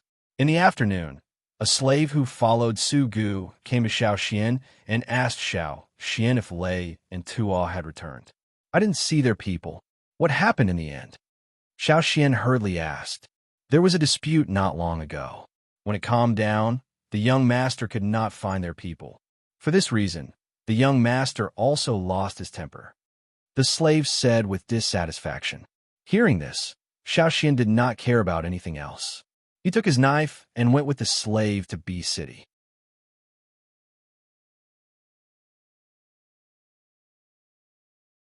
Chapter 3:22. On the way to the beast city, Xiao Xian listened to the slave talk about the matter. The slave could not explain it clearly. After all, in the chaos, the slaves naturally protected the slave owners and did not care about others. They would not spare extra attention to pay attention to Lei and Tuo's movements. When Xiao Xian arrived at the bee city, Su Gu's face was taut and angry. Obviously, he was in a very bad mood. Looking around, Xiao Xian did not see the lizard beast that was brought out this morning. Then, he connected it to what the slave just said. Su Gu lost the beast fight. When he saw Xiao Xian, Su Gu's face relaxed a little. For his partner, Xiao Xian, Su Gu's attitude was still good. I don't know where they went. I sent people to look for them, but I couldn't find them. Su Gu said. He did not want to mention the previous loss of the beast fight. After the end of the beast fight, there was chaos because of the dispute between several bystanders. When the chaos was over, the slave owners left with their slaves, and Su Gu did not find Lei and Tuo. In this territory dominated by the slave owners, if the people of the tribe walked around at will, they would certainly suffer losses. Even being quietly solved was very likely. Therefore, on the first day of coming to the bee city, Su Gu told Xiao Xian and the other two. Before that, the three people were very cautious, but they did not expect such a thing to happen today. Su Gu thought that Lei and Tuo went out of the city to return to the station or went to other places in the city to do things. In Su Gu's impression, the tribal people's style of doing things was always mysterious. However, seeing Xiao Xian's reaction, Su Gu knew that these two situations were not necessarily the case. After listening to Su Gu's account, Xiao Xian said, I didn't let them do things. I also believe that they would not run around at will. Something must have happened, or seen something. Where did they disappear just now? Xiao Xian asked. Around here, there were only traces of the chaos on the ground. The footprints were messy, with many people and beast footprints. They were not far from me, but during the chaos, they were pushed away by the crowd. Carefully recalling the chaos just now, Su Gu's face changed. Just now, she was so angry that she didn't think much about it. Now that she had calmed down, the more she thought about it, the more she felt that something was wrong. She looked at Xiao Xian and asked, What do you think? Xiao Xian shook his head. Everything is just a suspicion. Losing the person and not paying attention to the situation during the chaos, Su Gu felt that his face was not bright. He also felt some guilt toward his partner, Xiao Xian. I'll send someone to look for him. If you have tamed beasts with a keen sense of smell, bring a few of them here. It'll be easier to find people that way, Xiao Xian said. Listening to Xiao Xian's words, Su Gu also understood what he wanted to do. He told Wu Shi to go back and bring the beasts that met the conditions. Wu Shi did not say much and rushed back to bring two beasts that looked like wolves and dogs. This kind of beast's individual fighting power was not comparable to others, and it was basically not in the pit of fighting beasts. They were usually used to find runaway slaves and beasts to fight, or to find prey. When Xiao Xian rushed over, he deliberately brought two pieces of clothing used by Lei and Tuo, letting them smell it. After the two beasts smelled the clothes, they sniffed the ground around them and then went straight in one direction. Over there. Su Gu's spirit was shocked. Hurry up and keep up. At the same time, Su Gu also thought, it was just that Lei and Tuo left without permission. If he found other people setting up a trap, he would never spare them. To Su Gu and Xiao Xian's disappointment, the two beasts only chased for a while and then stopped. No more? Just here. I can't find them anymore. Su Gu looked around. The slave owners were riding a variety of beasts, walking back and forth with the slaves. No one stayed in the same place all the time, and he couldn't get any useful information by asking. The useful footprints on the ground had long been stepped on by other passers-by, and there were no clues. Xiao Xian blew the whistle for contact, but no one responded. Until dusk, they still couldn't find anyone. After leaving the city, Xiao Xian also called Cha-Cha, who had been entertaining himself near the desert, to look for them. Back at the Liye city station, Xiao Xian entered the house and saw the withered grass in the corner that had not been used. He took one out and tested it. The softness was still there. Taking a deep breath, he calmed his emotions and calmed down. Xiao Xian took the withered grass and mobilized the power in his body. He looked at the hands and rope that appeared in his mind, immersing himself in it. He wanted to use this way to predict the position of Lei and Tuo. When he got out of that state, Xiao Xian had a moment of dizziness. The number of times he tried to unlock the knot today was too many and consumed a lot of energy. Now, after the knot divination, he was unusually tired. Shaking his head to clear his mind, Xiao Xian looked at the knot in his hand and carefully identified the conclusion on the knot. The more he looked, the tighter his brows wrinkled, and the deeper the hostility in his eyes. At this time, Su Gu came to knock on the door. Xiao Xian moved the door panel and saw Su Gu standing at the door with a very bad expression. Su Gu walked into the house, not letting the slaves follow. He looked at Xiao Xian and asked, "Do you have any guesses about Lei and the others?" "Baisher City," Xiao Xian said briefly. Su Gu was surprised. He didn't expect Xiao Xian to be able to guess. However, thinking of Xiao Xian's strange prediction ability, he was relieved. Handing a piece of cloth to Xiao Xian, Su Gu said, "Look at this. Someone just sent it over." The cloth was similar to the one worn by Xiao Xian. It was cut from Lei and Tuo's clothes. There were only 4 words written on it: "See you at the Colosseum." Scratching his head, Su Gu didn't know what to say. He thought about it and was afraid that Xiao Xian would be impulsive and go directly to the Baisher City Station. He advised, "Don't go to the Baisher City Station. If you go, you won't be able to come back." "You can rest assured that I know," Xiao Xian said. He rolled the cloth and put it aside. "This cloth is here with me." "Okay." Su Gu had no opinion. After a few more words, Su Gu left. Xiao Xian thought about it all night in the room. He was not sleepy, thinking about the real intention of the other party to capture Lei and Tuo. The next day, Su Gu did not enter the Colosseum City. He was not in the mood, knowing that it was the Baisher City people who made things difficult for him. He also held back his anger. Of the 2 enslaved fighting beasts, one was already gone, leaving only the scorpion beast. He stayed in the animal pen all day, personally watching the slaves feed the scorpion beast. He also inquired about some herbs that were said to strengthen the fighting power of the fighting beasts. Although he didn't know whether it was true or false, he still got some and found people to catch a few small desert beasts to do experiments. Xiao Xian did not go over. He called back Cha-Cha, telling it not to run around and not to go to the Baisher City Station site. Su Gu thought that the Baisher City people, because of the grievances between the slave owners, started with the tribesmen around him. His heart was also glad that Xiao Xian did not go out that day. Xiao Xian thought more about this matter. There were elements of the grievances between the 2 cities, and perhaps Dao Yu. He just didn't know what role Dao Yu played in it. Dao Yu, Xiao Xian touched the hilt of the knife on his waist. Su Gu said that if Xiao Xian went to the Baisher City Station, he would certainly not return. Xiao Xian also knew that his own strength could not support everyone in Baisher City. Moreover, since the other party sent someone to deliver the cloth, they must have taken precautions. After thinking about it all night, he did not think of a way to deal with it. Xiao Xian sat in the house and continued to think.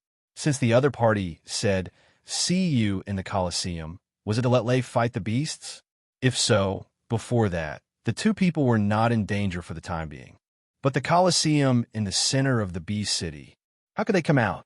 Just as he was thinking, Xiao Xian heard a little movement. He looked over and saw a blue beetle lying at his feet. Xiao Xian stared at the beetle at his feet, thoughtful. Just as the beetle did not wait for Xiao Xian's response for a long time and was about to leave, Xiao Xian spoke. "Come back." The beetle took a few steps toward the hole and immediately turned and crawled back. Xiao Xian leaned over and reached out to the beetle. Before, he thought about unlocking the beetle later, but now that Lei and Tuo's matter happened, Xiao Xian changed his mind. He intended to unlock the first lock for the beetle. Seeing the blue flame coming out of Xiao Xian's hand, the beetle seemed to know Xiao Xian's intention and stayed in place. He didn't know if it was too excited, but its two hind legs gently kicked on the ground. It was a habit of pushing the ball for a long time, and when it was excited, it would be like this.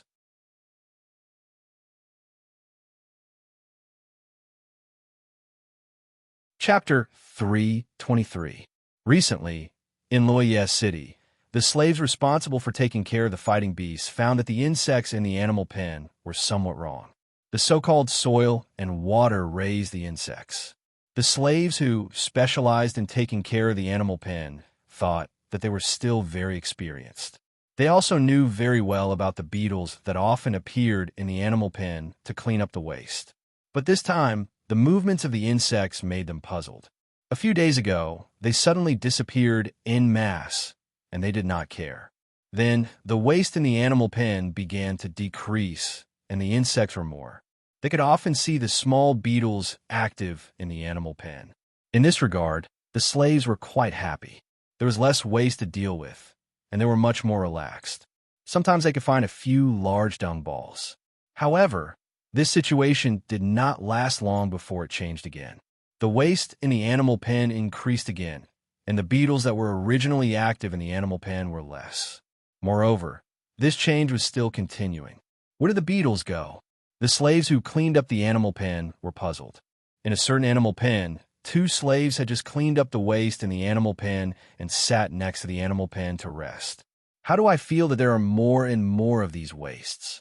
A slave complained. I think so too. It may be because the Colosseum is about to open. These days, there are more things to feed, and the fighting beasts are more. Another slave sighed. They could only complain in private when the slave owners were not paying attention. You say these 2 days, how come these insects have become less? One asked. Not far from his feet, there was a beetle crawling by, and it stretched its legs and kicked with its feet. I don't know, it went underground for the winter. Who cares? We just have to take care of the fighting beasts. That's also. Oh, a slave who was playing with the beetle with his feet screamed. What's wrong? He was startled by the cry of his companion. The slave who had just screamed bent his leg and turned his foot over to look. His simple shoes made of coarse cloth and grass had a big hole in the front, and his toes were exposed. Originally, he didn't care. It was nothing to wear like this, but when he kicked the beetle with his feet, he felt a little itchy. I don't know if it was bitten or scratched. The slave said. He must have been scratched. These insects eat trash. How can they bite people? The other said indifferently. They had been working in the animal pen for so many years and had lived with these insects for so many years, but they had never been bitten. Hiss, it's actually bleeding. It's okay. The bug only scratched me a little. The two slaves did not care. The other slaves who were busy working in the animal pens did not carefully observe the changes of the beetles in the animal pens.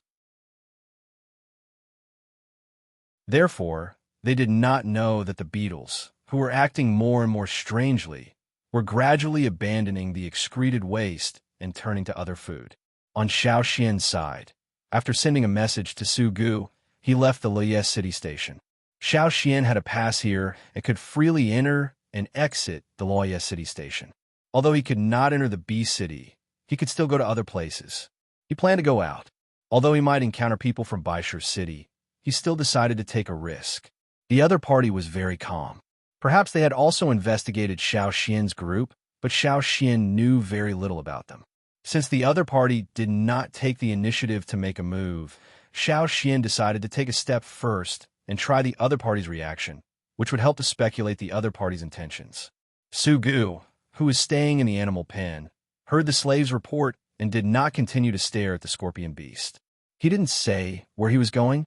Su Gu asked the slave who came to report. No, he didn't say. He just said that he was going out for a walk. The slave trembled. He must have gone to Baishur City. Su Gu said. He did not expect that Xiao Xian would let him rest assured yesterday, but today he ran away so quickly. He also counted on Xiao Xian to help him a few more times. He could not be slaughtered by the Baishur City people so early. After Xiao Xian left, he sat on Cha-Cha's back. He first flew a few laps around the Loyes City station to familiarize himself with the terrain. Cha-Cha was already very familiar with this place, but Xiao Xian also wanted to see it himself. After looking around, Xiao Xian let Cha-Cha fly in the direction of Baishur City for a while. The closer they were, the more cautious they were. After seeing the Baishur City station, Xiao Xian let Cha-Cha temporarily stop and hover in place. A shadow flew from the Baishur City station. It was a bird, slightly smaller than Cha-Cha. It did not look as strong as Cha-Cha, but its speed was very fast. From the beginning of the takeoff, it had been moving at a very fast speed towards Xiao Xian. There were also people on the bird's back. A chill suddenly rose, and Xiao Xian's heart was alerted. Go! Xiao Xian patted Cha-Cha, signaling it to withdraw. A few more shadows appeared around them. They suddenly appeared from the ground below. There were some undulating small sand dunes around them. They should have dug a hiding place in the sand dunes. 1, 2, 3, 5, 10. A total of 10 birds took off from the ground, forming an encirclement. Fortunately, Xiao Xian did not let Cha-Cha get closer to Baishur City. He withdrew quickly and was not surrounded. Xiao Xian's body was low, paying attention to the surrounding pursuers. These people seemed to be deliberately waiting for him. Probably last time, they only caught Lei and Tuo, and he was the only one left, so they waited for him to come to their door. The warning in his heart rose again, stronger than before. Xiao Xian had a feeling of being locked on. Whoosh! An arrow came through the wind. It was shot by the person on the back of the bird that rose from Baishur City. If it was an average person, the main target would be Cha-Cha, but the other party was not. The target was Xiao Xian. After perceiving the threat, Xiao Xian signaled Cha-Cha to dodge. He himself also pulled out his knife, guarding against it. The arrow almost brushed past his arm, passing through his body with a cold wind. It was like a stirred-up storm, blowing painfully. The sleeve that swayed with the wind was also pierced with a hole, although it just passed through the sleeve and did not directly touch the skin of the arm. If Xiao Xian lifted up the sleeve at this moment, he would certainly find that there was already a mark there. If it was slightly broken, it would bleed. While dodging, Xiao Xian quickly looked at the pursuers behind him. Although it flashed past, Xiao Xian felt that the pursuer behind him, the one who shot the arrow with absolute killing intent, was Dao Yu. The prediction of the target's behavior, as well as the decisiveness of the shot, proved that this was a shrewd hunter, a killer who had hunted countless prey. The strength of the arrow shot was even more powerful. It was definitely not under the Tianshan tribe, who were good at using bows and arrows. It was even a notch higher. In addition to Dao Yu, the other pursuers also carried a bow, aiming at Cha-Cha. Cha-Cha needed to constantly avoid the arrows that were shot. Fortunately, the arrows shot by those people were not as good as Dao Yu in terms of strength, speed, and accuracy. Otherwise, Cha-Cha may not be able to successfully avoid them. Even if he was facing Dao Yu alone, Xiao Xian felt quite a bit of pressure, not to mention that there were more than 10 people chasing this side. The second arrow flew straight to the back of Xiao Xian's head. Xiao Xian's wrist moved, and the blade was slightly slanted. Clang! After the arrow touched the blade, because of the angle of the blade, it was bounced in the other direction. Xiao Xian could clearly feel the moment the tip of the arrow touched the stone knife. The stone chips splashed on the knife. The wrist holding the handle of the knife was hurt, and the knife almost fell out of his hand.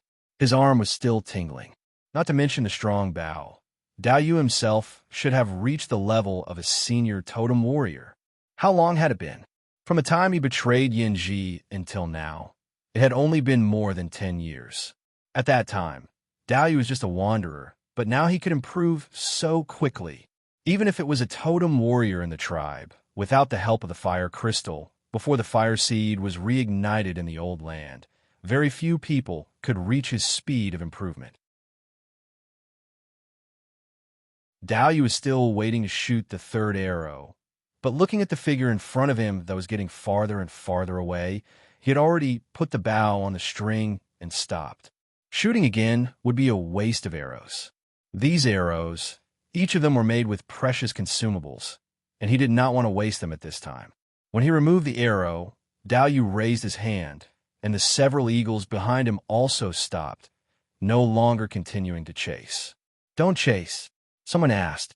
"He's just a coward. There's no need to waste any more effort," another person said. It's a pity that we couldn't catch them. When the time comes, let the 3 Yin people play together. That would be better. It must be very interesting. The people who came over laughed and glanced at Dao Yu's face. Seeing that Dao Yu seemed to be in a good mood, they asked, "What do you think?" As slaves, their level was not as good as Dao Yu's. They really had to be under Dao Yu's control. Therefore, when Dao Yu let them ambush here, even if it was freezing outside for a day, they did not dare to complain. They could only say it in their hearts. They knew that this person's means were good. If they offended him, they would not see tomorrow's sun. For Xiao Xian, who had escaped from their hunting range, Dao Yu's evaluation was an understatement of nothing more than this. His tone was filled with pride and complacency that he usually would not reveal. So what if he was a totem warrior? Wasn't he still suppressed by him, a wanderer? For Xiao Xian, in fact, Dao Yu did not know much about him. He only knew that the 2 people he caught seemed to listen to Xiao Xian's orders. Looking at Xiao Xian's age, he believed that Xiao Xian was a descendant of a tribe leader, just like several other tribes. Find someone to keep an eye on Loya City and see that kid's movements. Dao Yu said, "Yes." The people next to him quickly responded. "Are you worried that he will go to other tribes for help?" Someone asked. Dao Yu smiled contemptuously. "Other tribes?